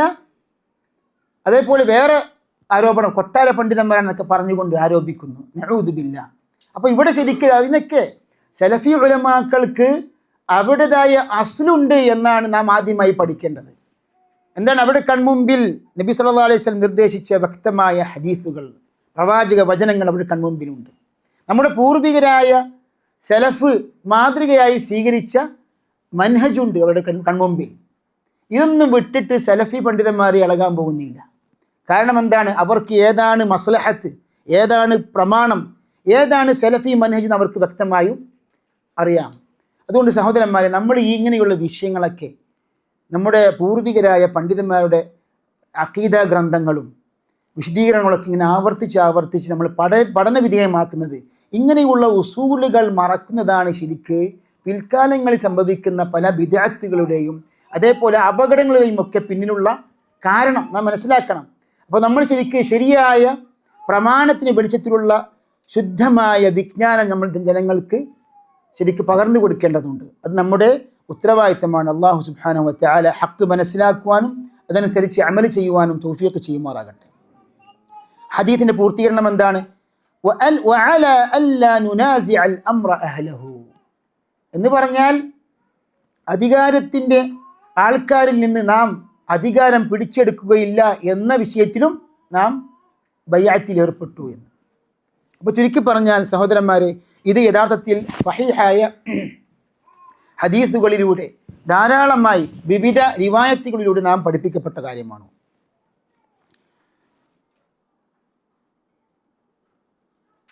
ثم صار هذا الأصل എന്നിട്ട് പോലും ഈ ഒരു അസ്ല്, ഈ അടിസ്ഥാന വിഷയം, മുസ്ലിം ഭരണാധികാരികളെ അനുസരിക്കണം എന്ന ഈ അസ്ല് ലാ യുഅറഫു ഇൻദ അക്സരി മൻ യദ്ദഇ ഇൽമ ഫകൈഫ അൽഅമലു ബിഹി, അതായത് ഇൽമു വാദിക്കുന്ന പലർക്കും അത് അറിയാതെ പോയി. പിന്നെ എങ്ങനെയാണ് അതുകൊണ്ട് അവർക്ക് പ്രവർത്തിക്കാൻ സാധിക്കുക? നാലാമത്തെ അസ്ലാണ് നമ്മുടെ പുതിയ വിഷയം, അതായത് ബയാനുൽ ഇൽമി വൽ ഉലമാ വൽ ഫിഖ് വൽ ഫുഖഹാ വബയാനു മൻ തശബ്ബഹ ബിഹിം വലൈസ മിൻഹും, അതായത് യഥാർത്ഥ ഇൽമിനെയും ഉലമാക്കളെയും സംബന്ധിച്ചുള്ള വിവരണം, അതേപോലെ തന്നെ അവരോട് സാദൃശ്യപ്പെടുകയും എന്നാൽ അവരിൽ പെടാത്ത വിഭാഗം സംബന്ധിച്ചും നാം അറിയേണ്ടതുണ്ട്. വഖദ് ബയ്യന അല്ലാഹു ഹാദൽ അസ്ല ഫി അവ്വലി സൂറത്തിൽ ബഖറ, അതായത് ഈ ഒരു അസ്ല് വിശുദ്ധ ഖുർആനിലെ 2-ാം അധ്യായമായ സൂറത്തുൽ ബഖറയിൽ ഈ ഒരു കാര്യം, ആരാണ് യഥാർത്ഥ ഇൽമുള്ളവർ, പണ്ഡിതന്മാർ ആരാണ്, ആ ഒരു ഇൽമിൽ നിന്ന് വ്യതിചലിച്ച വിഭാഗം ആരൊക്കെയാണ് എന്നൊക്കെ വിശുദ്ധ ഖുർആനിൽ സൂറത്തുൽ ബഖറയിൽ യാ ബനി ഇസ്രാഈൽ ഉദ്കുറൂ നിഅമതി അല്ലതി അൻഅംതു അലൈക്കും വഔഫു ബിഅഹ്ദി ഊഫി ബിഅഹ്ദിക്കും എന്ന ആയത്ത് മുതൽ ഇബ്രാഹിം നബി അലൈഹിസ്സലാമിനെ പരാമർശിക്കുന്നതിന് തൊട്ട് മുമ്പ് യാ ബനി ഇസ്രാഈല ഉദ്കുറൂ നിഅമതി അല്ലതി അൻഅംതു അലൈക്കും വഅന്നി ഫദ്ദൽതുക്കും അലൽ ആലമീൻ, അതായത് ഇസ്രായേലിനെ വിളിച്ചുകൊണ്ട് അല്ലാഹു സുബ്ഹാനഹു വ തആല അവർക്ക് നൽകിയ അനുഗ്രഹത്തെ സംബന്ധിച്ച് ഓർമ്മപ്പെടുത്തുന്ന ആയത്തുകളാണ് ഈ 2 ആയത്തുകൾ. അപ്പോൾ ഇത് സൂറത്തുൽ ബഖറയിൽ 40-ാമത്തെ ആയത്ത് മുതൽ സൂറത്തുൽ ബഖറയിൽ 122-ാമത്തെ ആയത്ത് വരെയുള്ള ആയത്തുകളിൽ ഈ ആരാണ് ഇൽമ് ഉലമാക്കൾ, അതേപോലെ ഫിഖ് ഫുഖഹാക്കളൊക്കെ വിശുദ്ധ ഖുർആനിലെ ഈ ആയത്തുകളിലൂടെ നാം പഠിപ്പിക്കപ്പെട്ടിട്ടുണ്ട്. ഒന്നാമത്തെ വിഷയം എന്താണ് അൽ ഇൽമ് കൊണ്ട് ഇവിടെ ഉദ്ദേശിക്കുന്നത്? പ്രമാണങ്ങളുടെ വെളിച്ചത്തിലുള്ള വിജ്ഞാനമാണ് ഇവിടെ ഉദ്ദേശിക്കുന്നത്. ശർഈയായ ഇൽമ്, കിതാബിലും സുന്നത്തിലുമുള്ള വിജ്ഞാനമാണ് ഇവിടെ ഉദ്ദേശിക്കുന്നത്. തീർച്ചയായിട്ടും മറ്റു വിജ്ഞാന ശാഖകൾ ഇസ്ലാമിനും മുസ്ലിമീങ്ങൾക്കും ഉപകാരപ്പെടുന്ന വിധത്തിൽ നാം പഠിച്ചെടുക്കുകയാണെങ്കിൽ അത് കൂടി കിട്ടുന്ന കാര്യമാണ്, ഖൈറ് തന്നെയാണ്. പക്ഷെ ഇവിടെ പ്രമാണങ്ങളിൽ പലപ്പോഴും ഇസ്ലാം മദ്ഹ് ചെയ്യുകയും പുകഴ്ത്തുകയും ചെയ്ത ആ ഇൽമ് കൊണ്ട് ഉദ്ദേശിക്കുന്നത് പലപ്പോഴും ശർഈയായ ഇൽമാണ്, അതായത് കിതാബിലും സുന്നത്തിലുമുള്ള ഇൽമാണ്, അള്ളാഹുവിലേക്ക് കൂടുതൽ അടുപ്പിക്കുന്ന ഇൽമ് തന്നെയാണല്ലോ. അപ്പം അതുകൊണ്ടാണ് ഫിഖ് കൊണ്ട് ഇവിടെ ഉദ്ദേശിക്കുന്നത് അൽ ഫിഖ്ഹു ഫിദ്ദീൻ എന്ന് പണ്ഡിതന്മാർ ഹദീസിന് ശർഹുകളിലൊക്കെ വിവരിച്ചിട്ടുണ്ട്. മൻ യുരിദില്ലാഹു ബിഹി ഖൈറൻ യുഫഖിഹു ഫിദ്ദീൻ, വല്ലവനും അള്ളാഹു ഖൈർ ഉദ്ദേശിച്ചാൽ അവന് ദീനിൽ പരിജ്ഞാനം നൽകുന്നത്. അപ്പോൾ എന്താണത്? അതാണ് അൽ ഇൽമു ശർഈ.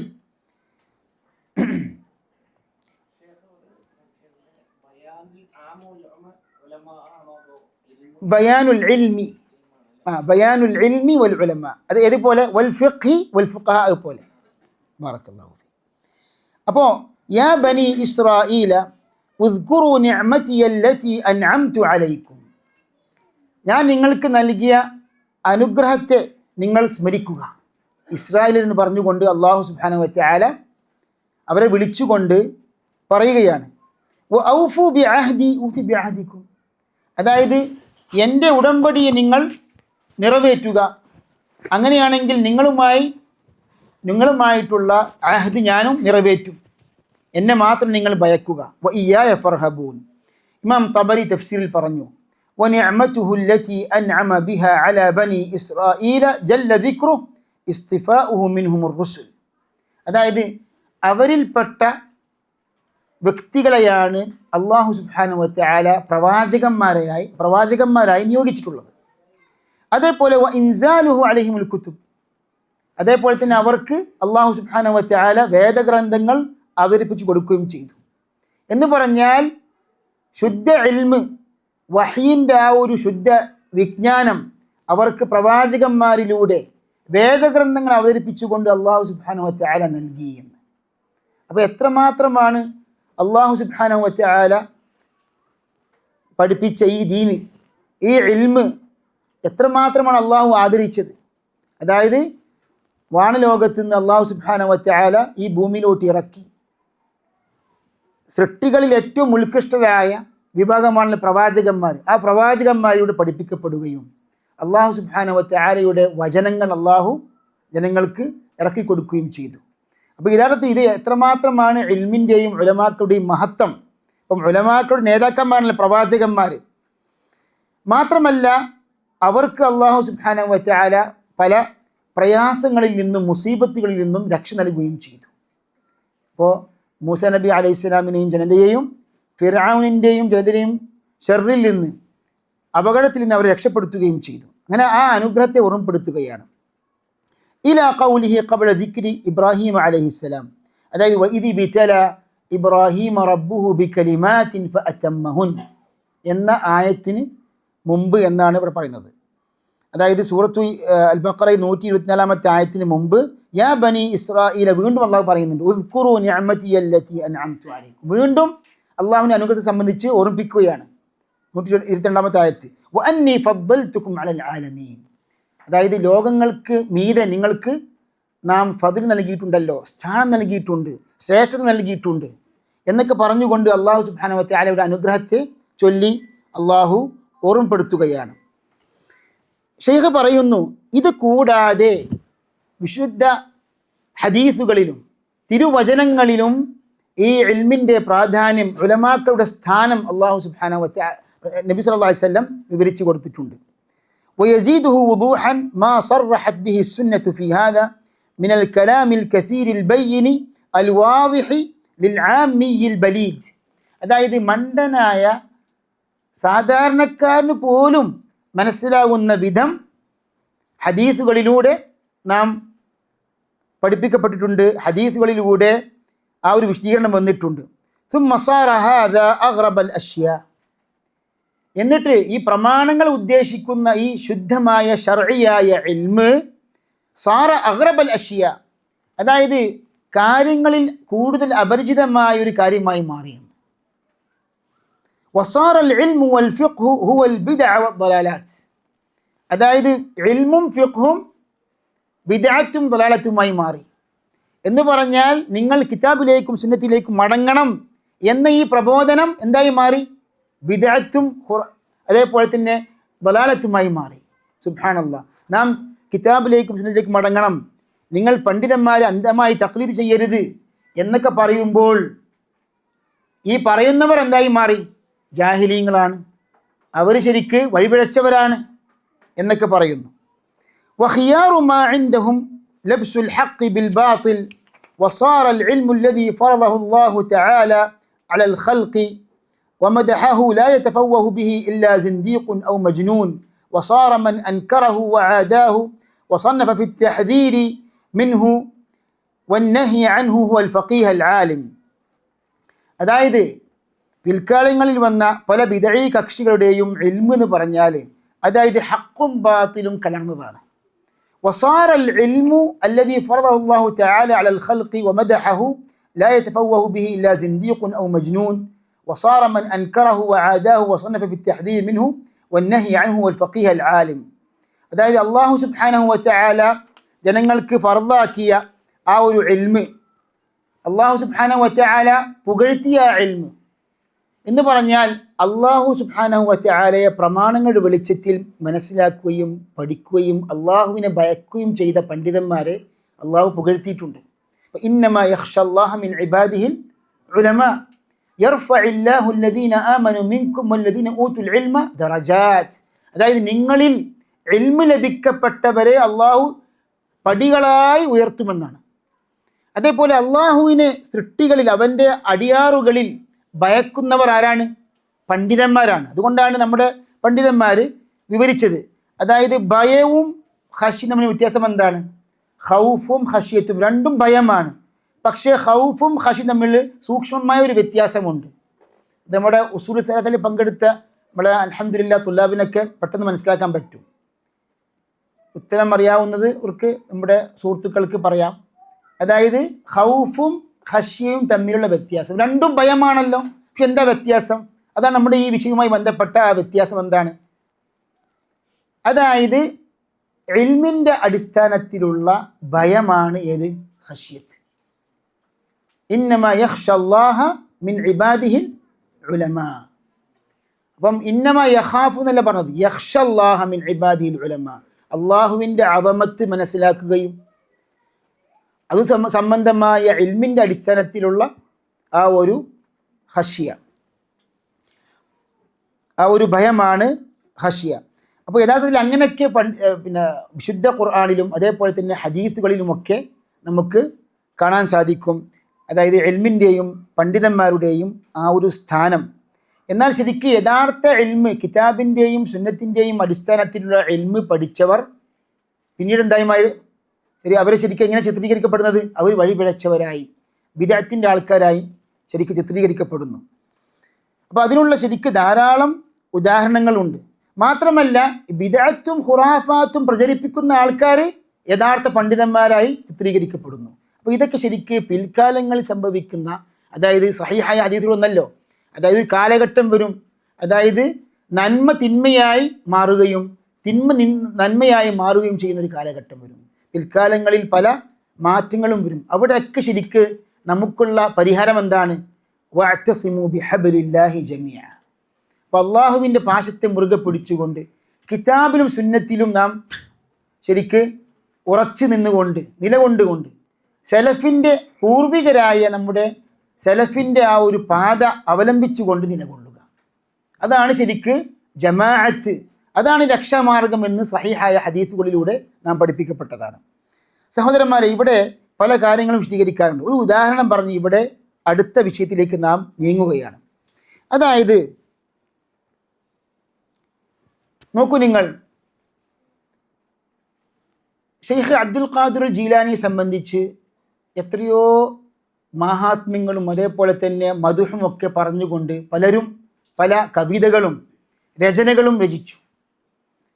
അവരിൽപ്പെട്ട ഒരു പണ്ഡിതനാണ് അബുൽ ഹസൻ അശ്ശത്തനൂഫി. അദ്ദേഹം ഒരു പണ്ഡിതനായിരുന്നു, സൂഫി വര്യനായിരുന്നു. അദ്ദേഹത്തിൻ്റെ ഒരു ഗ്രന്ഥമാണ്, പണ്ഡിതന്മാർ ധാരാളം വലിയ വലിയ പ്രഗത്ഭരായ പണ്ഡിതന്മാർ നിരൂപണം ചെയ്ത ഗ്രന്ഥമാണ് ബഹ്ജത്തുൽ അസ്റാർ. അതായത് ഷെയ്ഖ് അബ്ദുൽ ഖാദിർ ജീലാനിയുടെ മഹാത്മ്യങ്ങളും മനാഖിബും പോരിശയും ഒക്കെ ക്രോഡീകരിച്ചുകൊണ്ട്, കറാമത്തുകളൊക്കെ ക്രോഡീകരിച്ചുകൊണ്ട് ഉള്ള ഒരു ഗ്രന്ഥമാണ് ബഹ്ജത്തുൽ അസ്റാർ. നമ്മുടെ നാട്ടിലൊക്കെ പലപ്പോഴും മുസ്ലിയാക്കന്മാർ പറയും ബഹജ കിതാബ് എന്ന്. ആ ബഹജ കിതാബാണ് ഈ ബഹ്ജത്തുൽ അസ്റാർ. അതിന് മുസന്നിഫരാണ് അബുൽ ഹസൻ അശ്ശത്തനൂഫി എന്ന പണ്ഡിതൻ.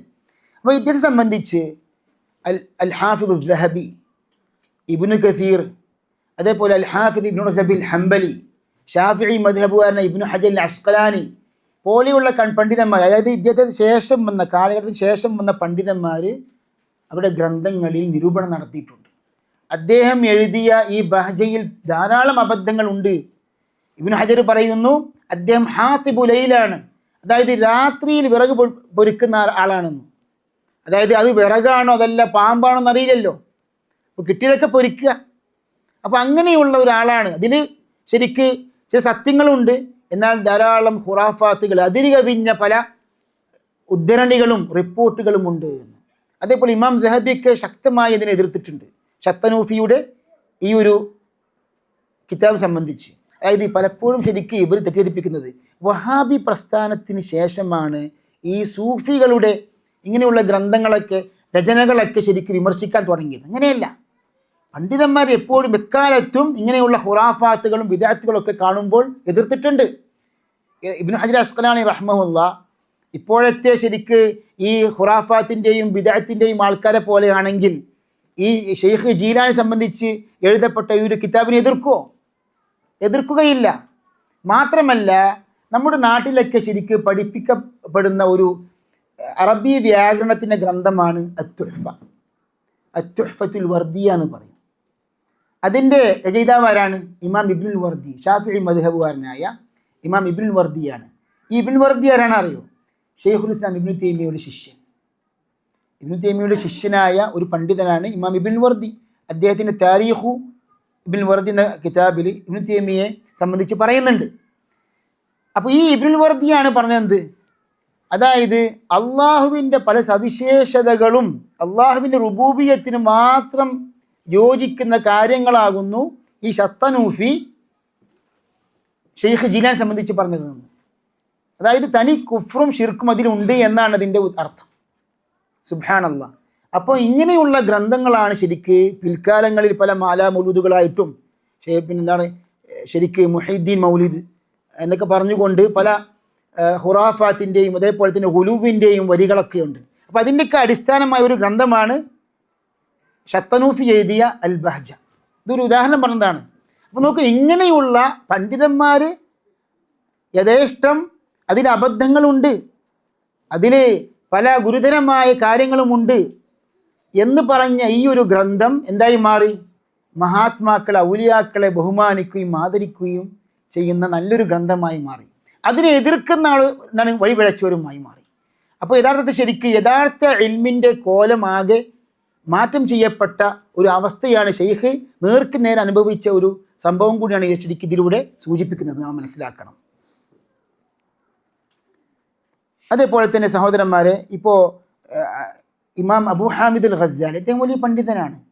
അദ്ദേഹത്തിൻ്റെ ഇഹ്യാ ഉലൂമുദ്ദീനെ സംബന്ധിച്ച് പണ്ഡിതന്മാർ നിരൂപണം ചെയ്യാനുള്ളൊരു കാരണം എന്താ അറിയോ? അതിൽ ധാരാളം വ്യാജ കള്ള ഹദീസുകളുണ്ട്. നമ്മൾ പലപ്പോഴും പറയാറുണ്ട്, അതായത് ഇസ്തിഗാസവാദികൾ ഖുറാഫാത്തിൻ്റെ ആൾക്കാർ പലപ്പോഴും പ്രമാണങ്ങളായി സ്വീകരിക്കുന്ന റിപ്പോർട്ടുകൾ എന്തായിരിക്കും? മൗദൂആയ ഹദീസുകളായിരിക്കും. നോക്കൂ നിങ്ങൾ, ഈ തവസ്സുലിൻ്റെ വിഷയത്തിൽ നബി സ്വല്ലല്ലാഹു അലൈഹി വസല്ലമിൻ്റെ ഹക്ക് കൊണ്ട് അള്ളാഹുവിനോട് തേടാം, പക്ഷേ നബിയുടെ ഹക്ക് കൊണ്ട് ജാഹ് കൊണ്ട് തേടാം എന്നതിലുള്ള ഇവിടെ ഏറ്റവും പ്രധാനപ്പെട്ട ഹദീസ് എന്താ അറിയോ? എന്താണ്? അതായത് മുഹമ്മദ് നബിയുടെ ഹക്ക് കൊണ്ട് അള്ളാഹു നീ പൂർത്തി തരണം, ബിഹക്കി മുഹമ്മദിൻ ലമാ ഗഫർതലി എന്ന ഈ ഹാക്കിം റിപ്പോർട്ട് ചെയ്ത മൗദൂആയ ഹദീസാണ്. വലൗലാ മുഹമ്മദ് മാ ഖലഖ്തുക്. അതിനോട് പറയാണ് അള്ളാഹു സുബ്ഹാനഹു വ തആല പറയാണ്, അതായത് മുഹമ്മദ് ഇല്ലായിരുന്നുവെങ്കിൽ ഞാൻ താങ്കളെ സൃഷ്ടിക്കുമായിരുന്നില്ല. അപ്പോൾ ഇത് മൗദൂആയ ഹദീസാണെന്ന് പല മുഹദ്ദിസുകളും ഹദീസിൻ്റെ ഇമാമിയങ്ങളും ഗ്രന്ഥങ്ങൾ രേഖപ്പെടുത്തിയിട്ടുണ്ട്. അപ്പോൾ ഈ ഒരു മൗദൂആയ ഹദീസാണ് യഥാർത്ഥത്തിൽ ഈ തവസ്സുലിൻ്റെ വിഷയത്തിലുള്ള പ്രധാനപ്പെട്ട ഒരു തെളിവ്. അപ്പോൾ ഇത് മൗദൂആണെന്ന് പല ഗ്രന്ഥങ്ങളിലുമുണ്ട്. എന്നിട്ട് പോലും ഇങ്ങനെയുള്ള മൗദൂആയ ഹദീസുകളാണ് യഥാർത്ഥത്തിൽ അവിടെ പ്രമാണമായി സ്വീകരിക്കപ്പെടുന്നത്. അപ്പോൾ അതുകൊണ്ടാണ് ഇപ്പോൾ ഇഹ്യാ ഉലൂമുദ്ദീൻ എന്ന ഗ്രന്ഥത്തിൽ പല മൗദൂആയ ഹദീസുകളുമുണ്ടെന്ന് മാത്രമല്ല, ശരിക്ക് ഇബ്നു സീന പോലെയുള്ള ആൾക്കാരുടെ ഫൽസഫയുമായി ബന്ധപ്പെട്ടുകൊണ്ടുള്ള പല അതിൻ്റെ സ്വാധീനത്തിൻ്റെ അടിസ്ഥാനത്തിൽ ധാരാളം പിഴച്ച ആശയങ്ങളും അതിലുണ്ട് എന്നൊക്കെ നമ്മുടെ പണ്ഡിതന്മാർ ഗ്രന്ഥങ്ങളിൽ രേഖപ്പെടുത്തിയിട്ടുണ്ട്. സഹോദരന്മാരെ, അഞ്ചാമത്തെ അസ്റിലേക്കാണ് നാം പോകുന്നത്. നാലാമത്തെ അസ്ർ എന്തായിരുന്നു? അതായത് എന്താണ് യഥാർത്ഥ വിജ്ഞാനം, ശരിയായ പണ്ഡിതന്മാർ ആരാണെന്നുള്ള വിവരണവും അതേപോലെ അവരെ ശരിക്ക് അവരുമായി സാദൃശ്യപ്പെടാൻ പരിശ്രമിക്കുകയും അഭിനവ പണ്ഡിതന്മാർ ആരാണെന്നും കിതാബിൻ്റെയും സുന്നത്തിൻ്റെയും അടിസ്ഥാനത്തിലൂടെ ഷെയ്ഖ് ഇവിടെ വിവരിച്ചു കഴിഞ്ഞു. അഞ്ചാമത്തെ അസ്ൽ സഹോദരന്മാരെ, ബയാനുല്ലാഹി സുബ്ഹാനഹു ലി ഔലിയാ ഇല്ലാഹി വ തഫ്രീഖിഹി ബൈനഹും വ ബൈനൽ മുതശബ്ബിഹീന ബിഹിം മിൻ അഅദാ ഇല്ലാഹി അൽ മുനാഫിഖീന വൽ ഫുജ്ജാർ. അതായത് അല്ലാഹു സുബ്ഹാനഹു വ തആല അവൻ്റെ ഔലിയാക്കൾ സംബന്ധിച്ചുള്ള വിവരണം. അപ്പോൾ നാലാമത്തെ അസ്ല് പണ്ഡിതന്മാരുടെ യഥാർത്ഥ പണ്ഡിതന്മാരും യഥാർത്ഥ വിജ്ഞാനവും ഇൽമും എന്താണ് വിവരിച്ച് കൊടുക്കുക. ഇവിടെ എന്താണ് അള്ളാഹുവിൻ്റെ ഔലിയാക്കൾ ആരാണ്, അതേപോലെ തന്നെ അള്ളാഹുവിൻ്റെ ശത്രുക്കൾ ആരാണ് എന്ന വിഷയത്തിലുള്ള വിശദീകരണമാണ്. ബയാനുല്ലാഹി സുബ്ഹാനഹു ലി ഔലിയാ ഇല്ല, അള്ളാഹു സുബ്ഹാനഹു വ തആല അവൻ്റെ മിത്രങ്ങളാണ് ആരാണെന്ന് വിവരിച്ചു കൊടുത്തിട്ടുണ്ട്. വ തഫ്രീഖുഹു ബൈനഹും വ ബൈനൽ മുതശബ്ബിഹീന ബിഹിം മിൻ അഅദാഇല്ലാഹിൽ മുനാഫിഖീന വൽ ഫുജ്ജാർ എന്ന് പറഞ്ഞാൽ കപടവിശ്വാസികളായ അള്ളാഹുവിന് ശത്രുക്കളായ സത്യനിഷേധികൾ ആരാണെന്നും അവരുടെ പ്രത്യേകതകളും ഖുർആനിലൂടെ നാം പഠിപ്പിക്കപ്പെട്ടിട്ടുണ്ട്. വയക്ഫി ഫി ഹാദാ ആയത്തു മിൻ സൂറത്തി ആലി ഇമ്രാൻ, ഈ വിഷയത്തിൽ മതിയാകുന്നതാകുന്നു സൂറത്തു ആലി ഇമ്രാനിലെ ആയത്ത്. എന്താണ്? ഹിയ ഖൗലുഹു, അതായത് അള്ളാഹുവിൻ്റെ ഈ വചനം, ഖുൽ ഇൻ കുൻതും തുഹിബ്ബൂനല്ലാഹ ഫത്തബിഊനി യുഹ്ബിബുക്കുമുല്ലാഹ്. അപ്പോൾ ഇവിടെ ശരിക്ക് ഷെയ്ഖ് ഇവിടെ ഖുർആനിക ആയത്തുകളിലൂടെ അള്ളാഹുവിൻ്റെ മിത്രങ്ങളായ ഔലിയാക്കളുടെ സവിശേഷതകൾ വിശദീകരിക്കുകയാണ്. അതായത് നമ്മൾ പലപ്പോഴും കേൾക്കുന്ന വാക്കാണല്ലോ അള്ളാഹുവിൻ്റെ ഔലിയാക്കൾ, മഹാന്മാർ. അപ്പോൾ ഖുർആനിൻ്റെ വെളിച്ചത്തിൽ ആരാകുന്നു അള്ളാഹുവിൻ്റെ ഔലിയാക്കൾ, എന്താണ് അവരുടെ സവിശേഷതകൾ എന്നാൽ മനസ്സിലാക്കേണ്ടതുണ്ട്. ഈ സവിശേഷതകൾ ആരിലൊക്കെ ശരിക്കും ഒത്തുചേരുന്നോ അവർ അള്ളാഹുവിൻ്റെ ഔലിയാക്കളാണ്. അതിന് വിരുദ്ധരാണോ? തീർച്ചയായിട്ടും അത് അവർ ഔലിയാക്കളിൽ പെട്ടവരല്ല. കാരണം ഔലിയാക്കൾ എന്ന് പറഞ്ഞാൽ യഥാർത്ഥത്തിൽ ശരിക്ക് ഖുർആനിൻ്റെ വെളിച്ചത്തിലല്ലാതെ ഖുർആനിക ആയത്തുകളിലേക്ക് പോകാതെ ശരിക്ക് പിഴച്ച സൂഫികളുടെ സ്വന്തമായ വ്യാഖ്യാനങ്ങളുണ്ട്. അതുകൊണ്ടാണ് ഇപ്പോൾ നമ്മുടെ പണ്ഡിതന്മാരൊക്കെ പറയാറുണ്ട്, അതായത് ഔലിയാക്കൾ ഭ്രാന്തന്മാരല്ല. ഇപ്പോൾ പിഴച്ച സൂഫി കാഴ്ചപ്പാട് പ്രകാരം ഒരു പക്ഷേ ഔലിയാക്കൾ ഭ്രാന്തന്മാരായിരിക്കും, ഭ്രാന്തന്മാരമായി നടക്കും. അതായത് വൃത്തിയില്ലാതെ, അതേപോലെ തന്നെ വേസ്റ്റിൽ നിന്ന് ഭക്ഷിക്കുകയും അങ്ങനെ വൃത്തിയില്ലാതെ നീചമായ അവസ്ഥയിൽ കഴിയുന്നവരായിരിക്കും അള്ളാഹുവിൻ്റെ ഔലിയാക്കൾ. അവർക്ക് പല കറാമത്തുകളും ഉണ്ടാവും എന്നൊക്കെ പറഞ്ഞുകൊണ്ട് തെറ്റിദ്ധരിപ്പിക്കുന്നു. അതായത് പിഴച്ച സൂഫി ആശയപ്രകാരം അവരുടെ വിലായത്തിൻ്റെ ഏറ്റവും പ്രധാനപ്പെട്ട മർമ്മപ്രധാനമായ ലക്ഷ്യം എന്താ അറിയോ? കറാമത്താണ്. അതായത് അത്ഭുതകരമായ കാര്യങ്ങൾ പ്രകടിപ്പിക്കുക എന്ന വലിയായി, അതാണ് അവരുടെ വിലായത്തിൻ്റെ ഉദ്ദേശം.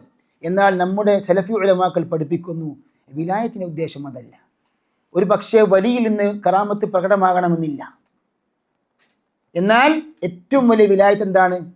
അതായത് അഅ്ദമുൽ കറാമത്തി അൽ ഇസ്തിഖാമ, ഏറ്റവും വലിയ കറാമത്ത് എന്ന് പറഞ്ഞാൽ ഇസ്തിഖാമത്താകുന്നു.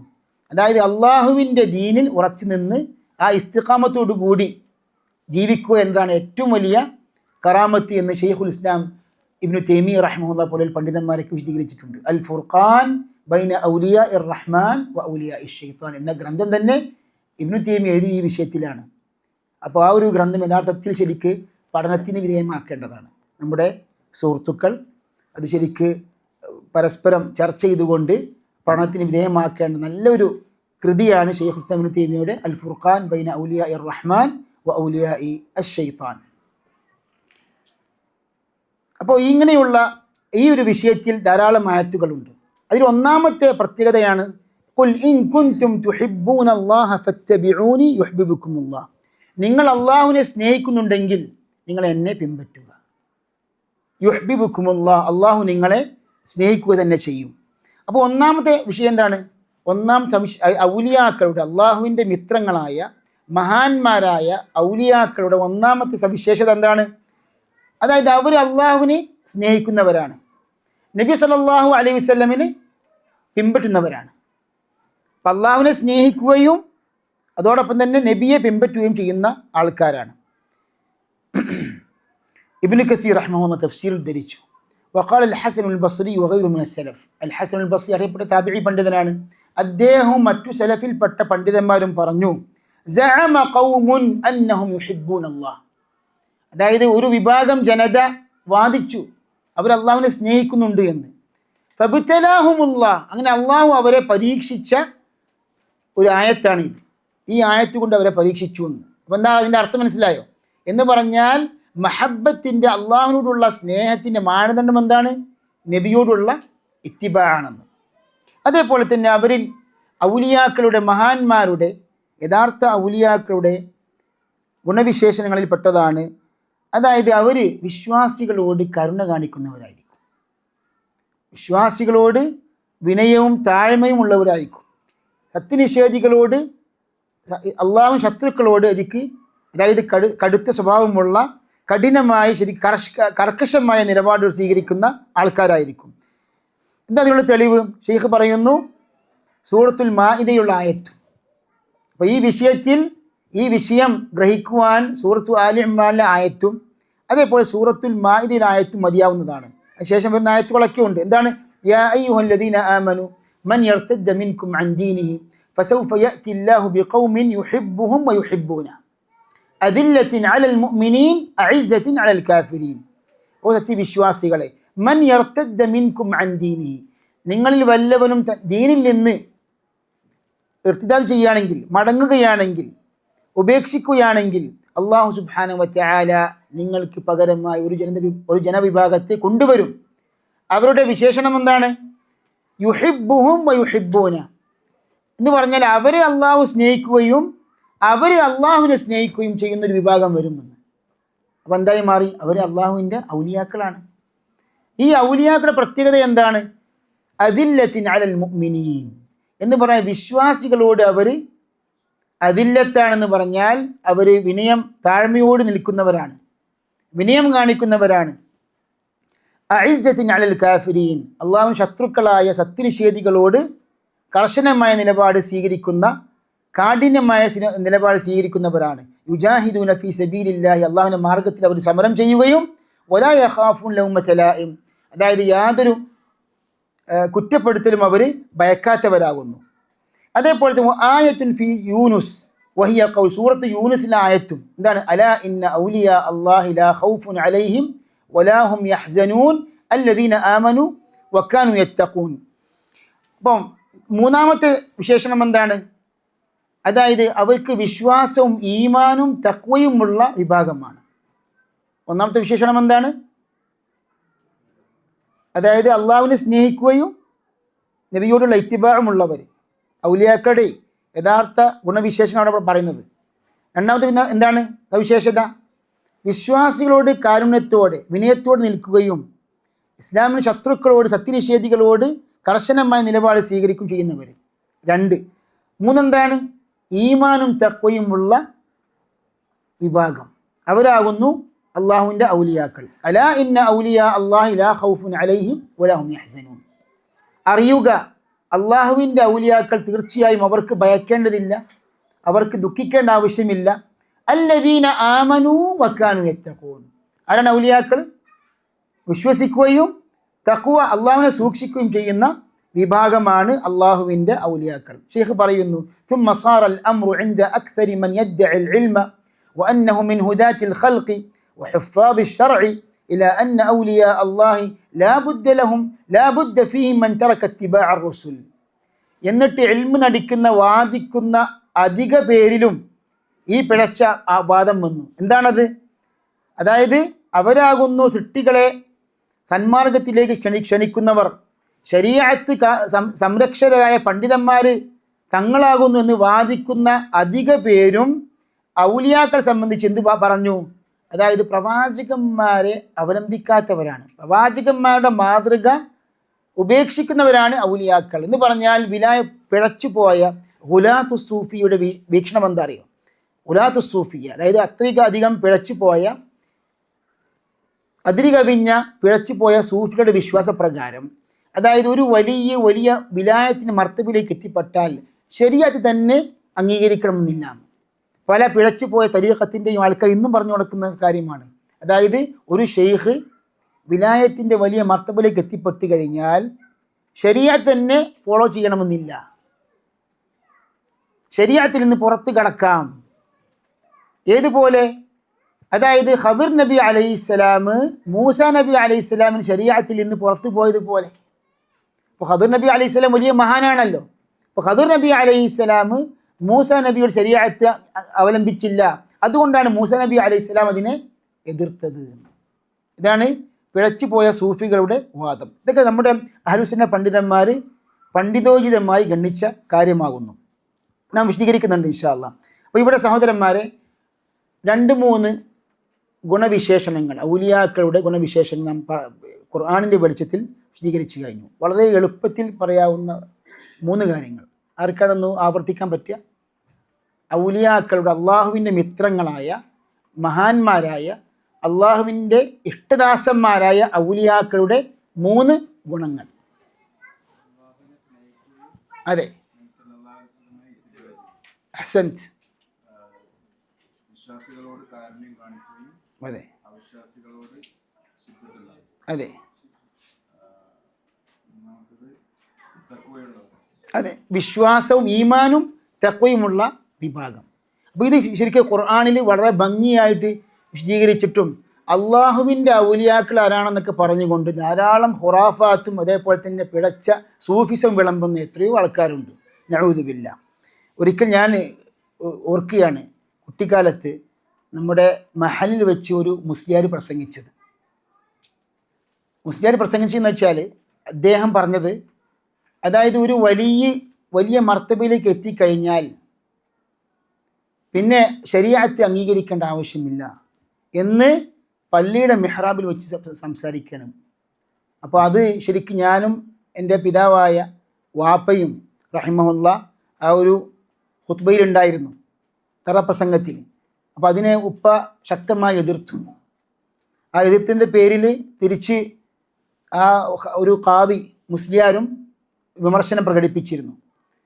അപ്പോൾ ഇങ്ങനെയുള്ള ശരിക്ക് ആൾക്കാരുടെ ജഹാലത്ത് മുതലെടുത്തുകൊണ്ട് ചൂഷണം ചെയ്യുന്ന എത്രയോ ആൾക്കാർ ഇപ്പോഴും നമ്മുടെ സമുദായത്തിൽ ഉണ്ട്. അതുകൊണ്ട് ഈ ഒരു വെളിച്ചം അവരിലേക്ക് എത്തിക്കേണ്ടതുണ്ട്. അല്ലാഹു സുബ്ഹാനഹു വ തആല അവർക്ക് ഹിദായത്ത് നൽകി അനുഗ്രഹിക്കുമാറാകട്ടെ.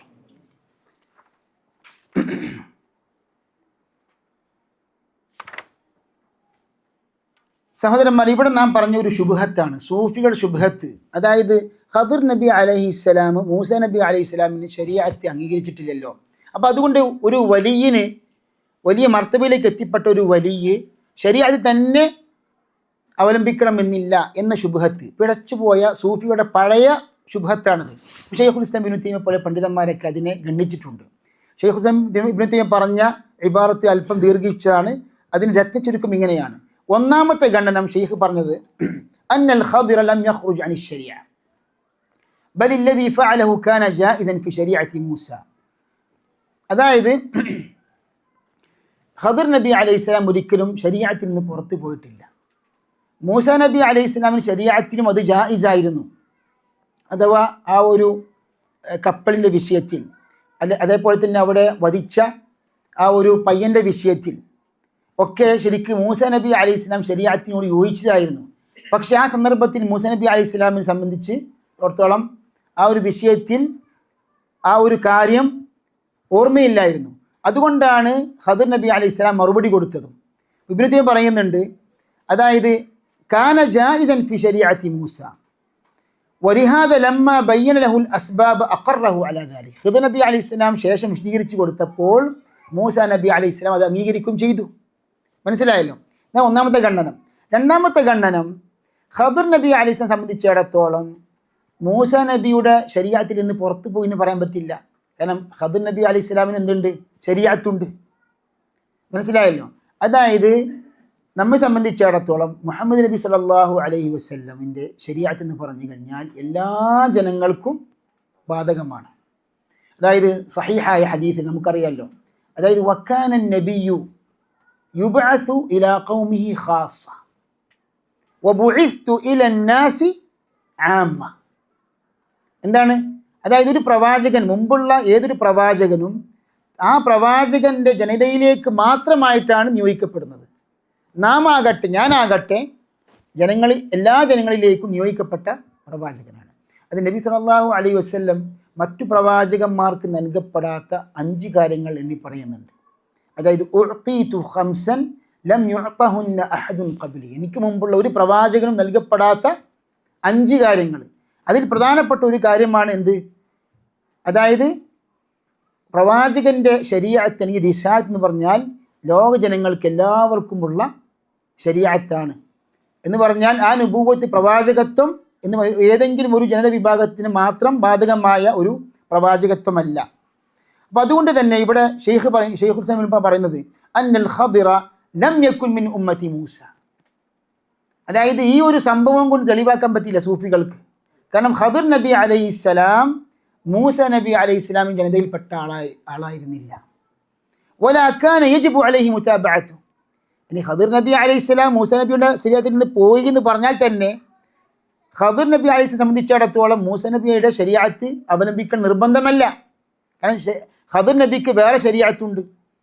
ആ കാലഘട്ടത്തിലുള്ള പ്രവാചകന്മാർക്ക് ഓരോ പ്രവാചകനും ജനതയിലേക്കാണ് നിയോഗിക്കപ്പെടുന്നത്, ഒരു പ്രത്യേക ശരീഅത്തുണ്ടാവും.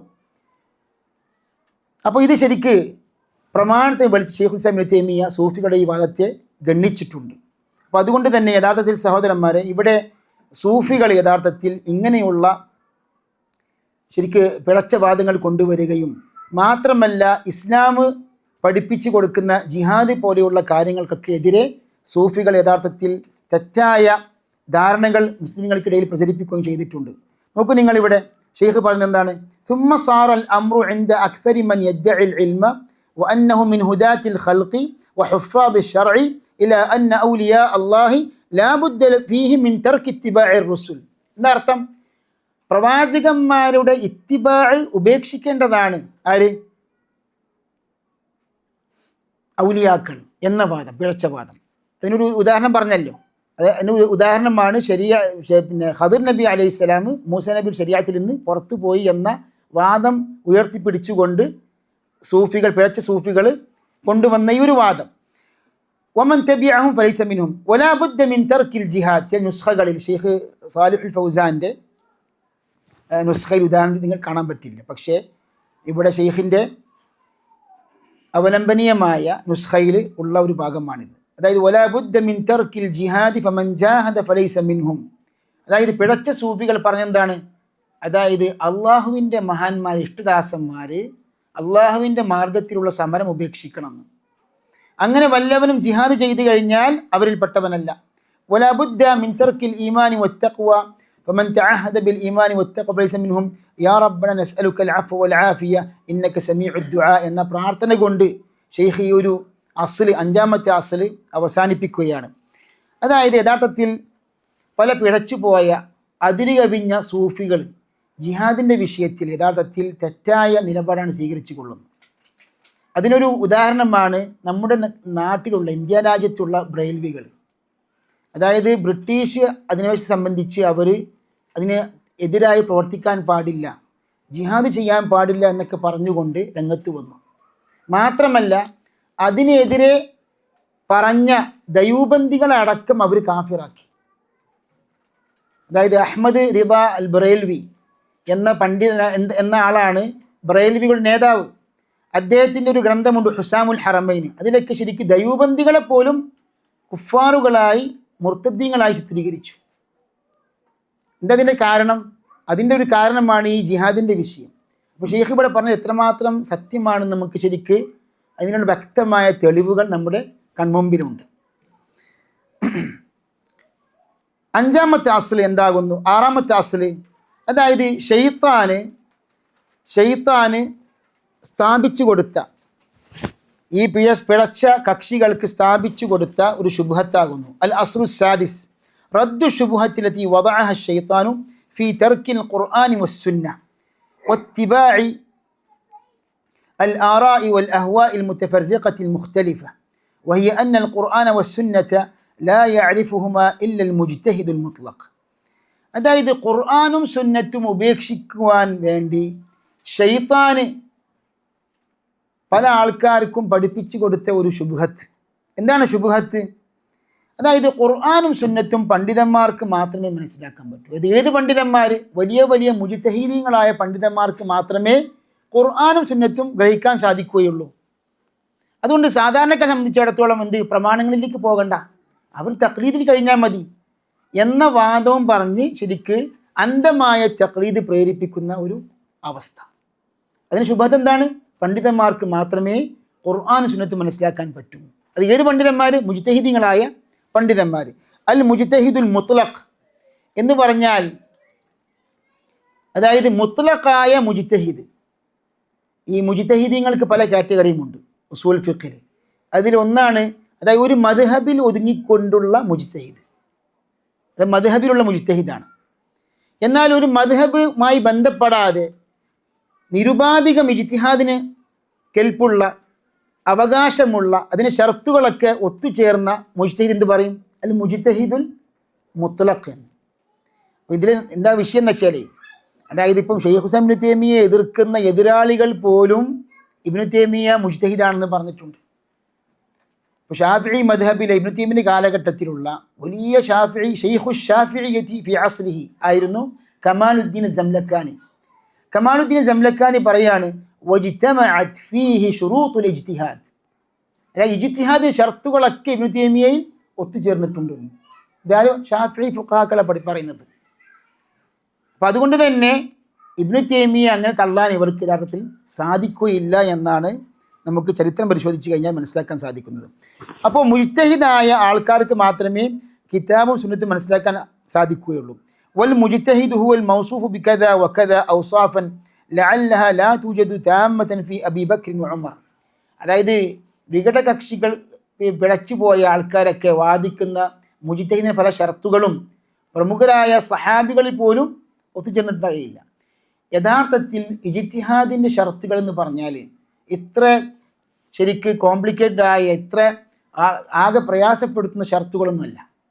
അതായത് കിതാബിലും സുന്നത്തിലും ഇജ്മാഅ് ഖിയാസ് സംബന്ധിച്ച് അറിവുണ്ടാകുക, ഖുർആനിക ആയത്തുകൾ വിശിഷ്യ, അതായത് കർമ്മങ്ങളുമായി ബന്ധപ്പെട്ട അഹ്കാമുകളുമായി ബന്ധപ്പെട്ട ആയത്തുകൾ ഇമാം ഗസാലി പറയുന്നുണ്ട്, ഏകദേശം 500ഓളം ആയത്തുകളാണെന്ന് പറയുന്നുണ്ട്. അതേപോലെ സുന്നത്തുമായി ബന്ധപ്പെട്ട അറിവ്, ഹദീസുകളുമായി ബന്ധപ്പെട്ട അറിവ്, അതും വലിയ ഹാഫിദാകണമെന്നില്ല. അതേപോലെ തന്നെ ഇജ്മാഅ് ഖിയാസ്, പണ്ഡിതന്മാർ ഏകോപിച്ച കാര്യങ്ങളാണ് ഇജ്മാ എന്ന് പറയുക. ഖിയാസ് സംബന്ധിച്ചുള്ള അറിവ്, അതേപോലെ ഫിഖിയായ സംബന്ധമായ അഭിപ്രായത്തിനെ സംബന്ധിച്ചുള്ള അറിവ്, ഇങ്ങനെയുള്ള കാര്യങ്ങളൊക്കെയാണ് ഇജ്തിഹാദിൻ്റെ ഒരു മുജ്തഹിദിൻ്റെ ഷർത്തുകൾ. മനസ്സിലായല്ലോ? അപ്പോൾ അതല്ലാതെ ശരിക്ക്, അതായത് ഇജ്തിഹാദിൻ്റെ ആ ഒരു മർത്തബയിലേക്ക് ഇനി ആർക്കും എത്തിപ്പെടാൻ പറ്റില്ല എന്നൊക്കെ ശരിക്ക് ഭയപ്പെടുത്തുന്ന പല ആൾക്കാരുമുണ്ട്. അപ്പോൾ ഷെയ്ഖ് അവരെക്കുറിച്ചാണ് ഇവിടെ ഉദ്ദേശിക്കുന്നത്. ഷെയ്ഖ് പറയാണ്, ഫഇല്ലം യകുനിൽ ഇൻസാനു കദാലിക ഫൽയുഅ്രിദ് അൻഹുമാ ഫർദൻ ഹത്മൻ ലാ ശക്ക വലാ ഇഷ്കല ഫീഹ് വമൻ طلب الهدى منهما فهو إما زنديق وإما مجنون لأجل صعوبة فهمهما فسبحان الله وبحمده كم بين الله سبحانه شرعا وقدرا خلقا وأمرا في رد هذه الشبهة الملعونة من وجوه شتى بلغت إلى حد الضروريات العامة ولكن أكثر الناس لا يعلمون. ചില മിസ്ഖകളിൽ ചില വ്യത്യാസങ്ങൾ ഉണ്ടാവും. അതായത് വിശുദ്ധ ഖുർആൻ ഷെയ്ഖ് അത്ഭുതത്തോടെ പറയാണ്, അതായത് അള്ളാഹുവാണ് സർവസ്തുതിയും അള്ളാഹുവിന് മാത്രം. അള്ളാഹുവിൻ്റെ പരിശുദ്ധിയെ വാഴ്ത്തിക്കൊണ്ട് ഷെയ്ഖ് പറയാണ്, അള്ളാഹു സുബ്ഹാനഹു വ തആല ഈ ഒരു പിശാചി ജനങ്ങൾക്ക് വഴിപിഴപ്പിക്കുവാൻ വേണ്ടി ഇട്ടുകൊടുത്ത ഈ ഒരു ശുബ്ഹത്തിനെതിരെ വിശുദ്ധ ഖുർആൻ ധാരാളം ഖണ്ഡനങ്ങൾ പറഞ്ഞിട്ടുണ്ട്. എന്താണത്?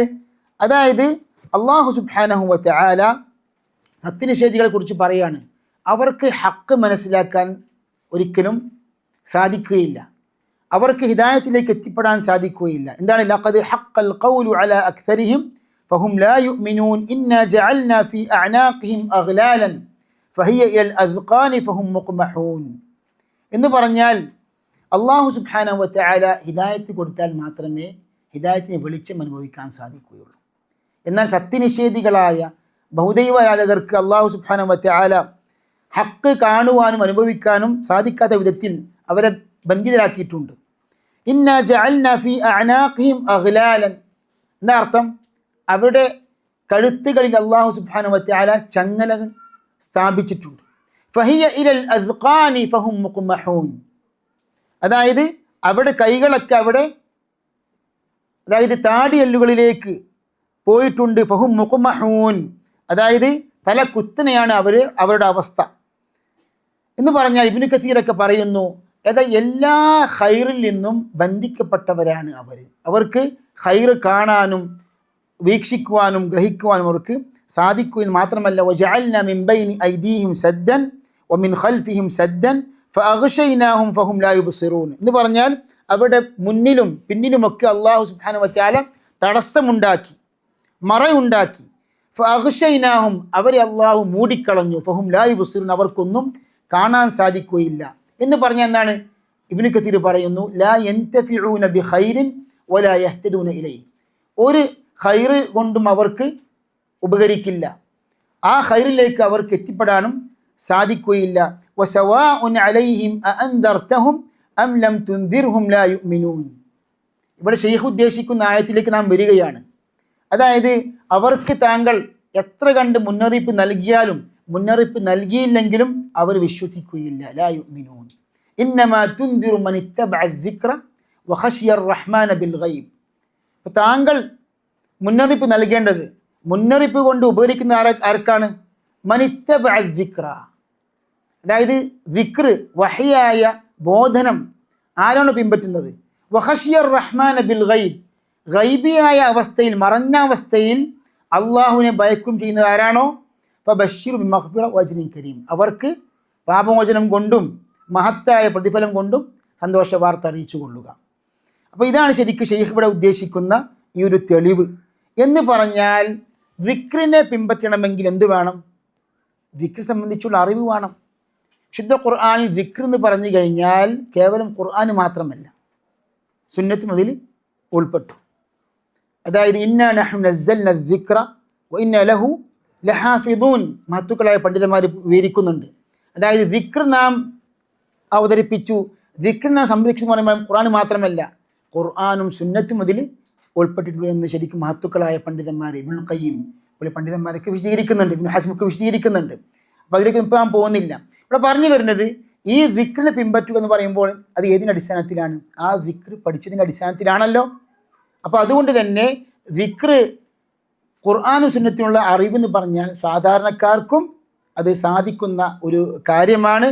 ഇവിടെ കൂട്ടിച്ചേർക്കാനുള്ളത്, ഖുർആനിനും സുന്നത്തിനുമുള്ള അറിവെന്ന് പറഞ്ഞാൽ സാധാരണക്കാർക്ക് മനസ്സിലാക്കാൻ പറ്റുന്ന അറിവുണ്ട്. ഇപ്പോൾ തൗഹീദിൻ്റെ ആയത്തുകൾ, വമാ ഉമിറു ഇല്ലാ ലിയഅ്ബുദുല്ലാഹ മുഖ്ലിസീന ലഹുദ്ദീൻ, ലാ ഇലാഹ ഇല്ലല്ലാഹ് എന്ന ഈ തൗഹീദിൻ്റെ ആശയം പഠിപ്പിക്കുന്ന ധാരാളം ഹദീസുകളുണ്ട്, ആയത്തുകളുണ്ട്. ഇതിനെക്കുറിച്ചൊക്കെ സാധാരണക്കാർക്കും മനസ്സിലാക്കാനും ഗ്രഹിക്കാനും സാധിക്കും. പണ്ഡിതന്മാർക്ക് മാത്രം ചർച്ച ചെയ്യാനും അതേപോലെ തന്നെ ഇജ്തിഹാദ് നടത്താനുള്ള മേഖലയുണ്ട്. അപ്പോൾ അതുകൊണ്ട് തന്നെ ഈ ഒരു വേർതിരിവ് നാം മനസ്സിലാക്കണം. അപ്പോൾ സാധാരണക്കാർക്ക് മനസ്സിലാക്കാനും ഗ്രഹിക്കാനും സാധിക്കുന്ന ധാരാളം ആയത്തുകൾ, തൗഹീദിൻ്റെ ആയത്തുകൾ, വിധിവിലക്കുകളുടെ ആയത്തുകൾ, പണ്ഡിതന്മാർക്ക് മാത്രം മനസ്സിലാക്കാൻ പറ്റുന്ന സൂക്ഷ്മതയോടെ കൈകാര്യം ചെയ്യേണ്ട മേഖല വേറെയുണ്ട്. അപ്പം സാധാരണക്കാർക്ക് ശരിക്കൊരിക്കലും കിതാബ് മനസ്സിലാകുകയില്ല എന്ന് ശരിക്ക് ശൈത്താനിൻ്റെ ശുബ്ഹത്താണ്, ശൈത്താനിൻ്റെ ഒരു ശരിക്ക് വസ്വസത്താണെന്ന് നാം മനസ്സിലാക്കണം. കാരണം വലഖദ് യസ്സർനൽ ഖുർആന ലിദ്ദിക്രി ഫഹൽ മിൻ മുദ്ദക്കിർ, എന്താ അർത്ഥം? അതായത് ഖുർആൻ നാം അതിൽ ചിന്തിക്കുവാനും അതിലുള്ള ഗുണപാഠങ്ങൾ ഉൾക്കൊള്ളുവാനും വേണ്ടി നാം എളുപ്പമാക്കിയിട്ടുണ്ട്. വലഖദ് യസ്സർനൽ ഖുർആന ലിദ്ദിക്ർ, ദിക്റിന് വേണ്ടി നാം എളുപ്പമാക്കിയിട്ടുണ്ട് ഖുർആൻ. എന്താണ് ദിക്ർ? പണ്ഡിതന്മാർക്ക് രണ്ട് വ്യാഖ്യാനങ്ങളുണ്ട്, മുഫസ്സിറുകൾക്ക് രണ്ട് വ്യാഖ്യാനമുണ്ട്. ഒന്ന്, അതായത് ഖുർആനിൽ ചിന്തിക്കുവാനും ഗുണപാഠങ്ങൾ ഉൾക്കൊള്ളുക എന്ന അർത്ഥം, എന്ന വ്യാഖ്യാനം. അതേപോലെ എന്താണ്, ഖുർആൻ പാരായണം ചെയ്യുവാനും, എളുപ്പത്തിൽ ഖുർആൻ പാരായണം ചെയ്യുവാനും വായിക്കാനും നാം എളുപ്പമാക്കി കൊടുത്തിട്ടുണ്ട് എന്ന വ്യാഖ്യാനമുണ്ട്. രണ്ടും പണ്ഡിതന്മാർ അംഗീകരിച്ച വ്യാഖ്യാനങ്ങളാകുന്നു. അപ്പോൾ ഇവിടെ ശരിക്ക് ഈ ആയത്ത്, സൂറത്തു യാസീനുള്ള ഈ അവസാനം പറഞ്ഞ ഈ ആയത്താണ് ശരിക്ക് നമ്മുടെ ഈ വിഷയവുമായി ബന്ധപ്പെട്ടുകൊണ്ടുള്ള ശരിക്ക് തെളിവ്. അതുകൊണ്ട് തന്നെ അൽഹംദുലില്ലാ ഇവിടെ 6 ഉസൂലും നമുക്കെല്ലാവർക്കും ബോധ്യപ്പെടുന്ന വിധത്തിൽ ഇവിടെ ഷെയ്ഖ് വിശദീകരിച്ച് കഴിഞ്ഞു. അൽഹംദുലില്ലാ അതിനൊക്കെ വ്യക്തമായ പ്രമാണങ്ങളും വിശുദ്ധ ഖുർആനിലെ ആയത്തുകളും സഹീഹായ ഹദീസുകളും ഉദ്ധരിച്ചു. ഇവിടെ അവസാനത്തെ 3 അസ്റുകളാണ് ഇവിടെ വീണ്ടും നാം ഓർമ്മിപ്പിക്കുന്നത്. ഒന്നെന്താണ്, പണ്ഡിതന്മാർ ആരാണ്, യഥാർത്ഥ ഇൽമും ഉലമാക്കൾ ആരാണ്, അവരോട് സാദൃശ്യപ്പെടുത്തുന്ന അഭിനവ പണ്ഡിതന്മാർ ആരാണ് എന്നൊക്കെ, അവരിൽ പെടാത്ത യഥാർത്ഥ പണ്ഡിതന്മാരിൽ പെടാത്ത വിഭാഗം ആരാണെന്നും ഖുർആൻ വിശദീകരിച്ചിട്ടുണ്ട്. അഞ്ചാമത്തെ എന്താണ്, അള്ളാഹുവിൻ്റെ ഔലിയാക്കൾ ആരാണ്, വിലായത്തിൻ്റെ ഉദ്ദേശവും സവിശേഷതയും ഗുണങ്ങളുമൊക്കെ വിശുദ്ധ ഖുർആനിലെ ആയത്തുകളിൽ നാം പഠിപ്പിക്കപ്പെട്ടു. ആറാമത്തേത് എന്താണ്, പൈശാചിക ശുബ്ഹത്താണ്, അതായത് ഖുർആനും സുന്നത്തും പണ്ഡിതന്മാർക്ക് മാത്രമേ മനസ്സിലാക്കാനും ഗ്രഹിക്കാനും സാധിക്കൂ എന്ന ശൈത്താന് പഠിപ്പിച്ചു കൊടുത്ത് സ്ഥാപിച്ചു കൊടുത്ത ആ ഒരു ശുഭത്തിനുള്ള ഖുർആനിയായ പ്രാമാണികമായ ഖണ്ഡനം കൂടി ഇവിടെ നാം പഠിച്ചു. അൽഹംദുലില്ലാഹി റബ്ബിൽ ആലമീൻ വസല്ലല്ലാഹു വസല്ലം അലാ നബി റസൂലി മുഹമ്മദ് വഅലാ ആലിഹി വസഹ്ബിഹി അജ്മഈൻ വആഖിറു ദഅവാന അൽഹംദുലില്ലാഹി റബ്ബിൽ ആലമീൻ. അസ്സലാമു അലൈക്കും വറഹ്മത്തുള്ളാഹി വബറകാതുഹു.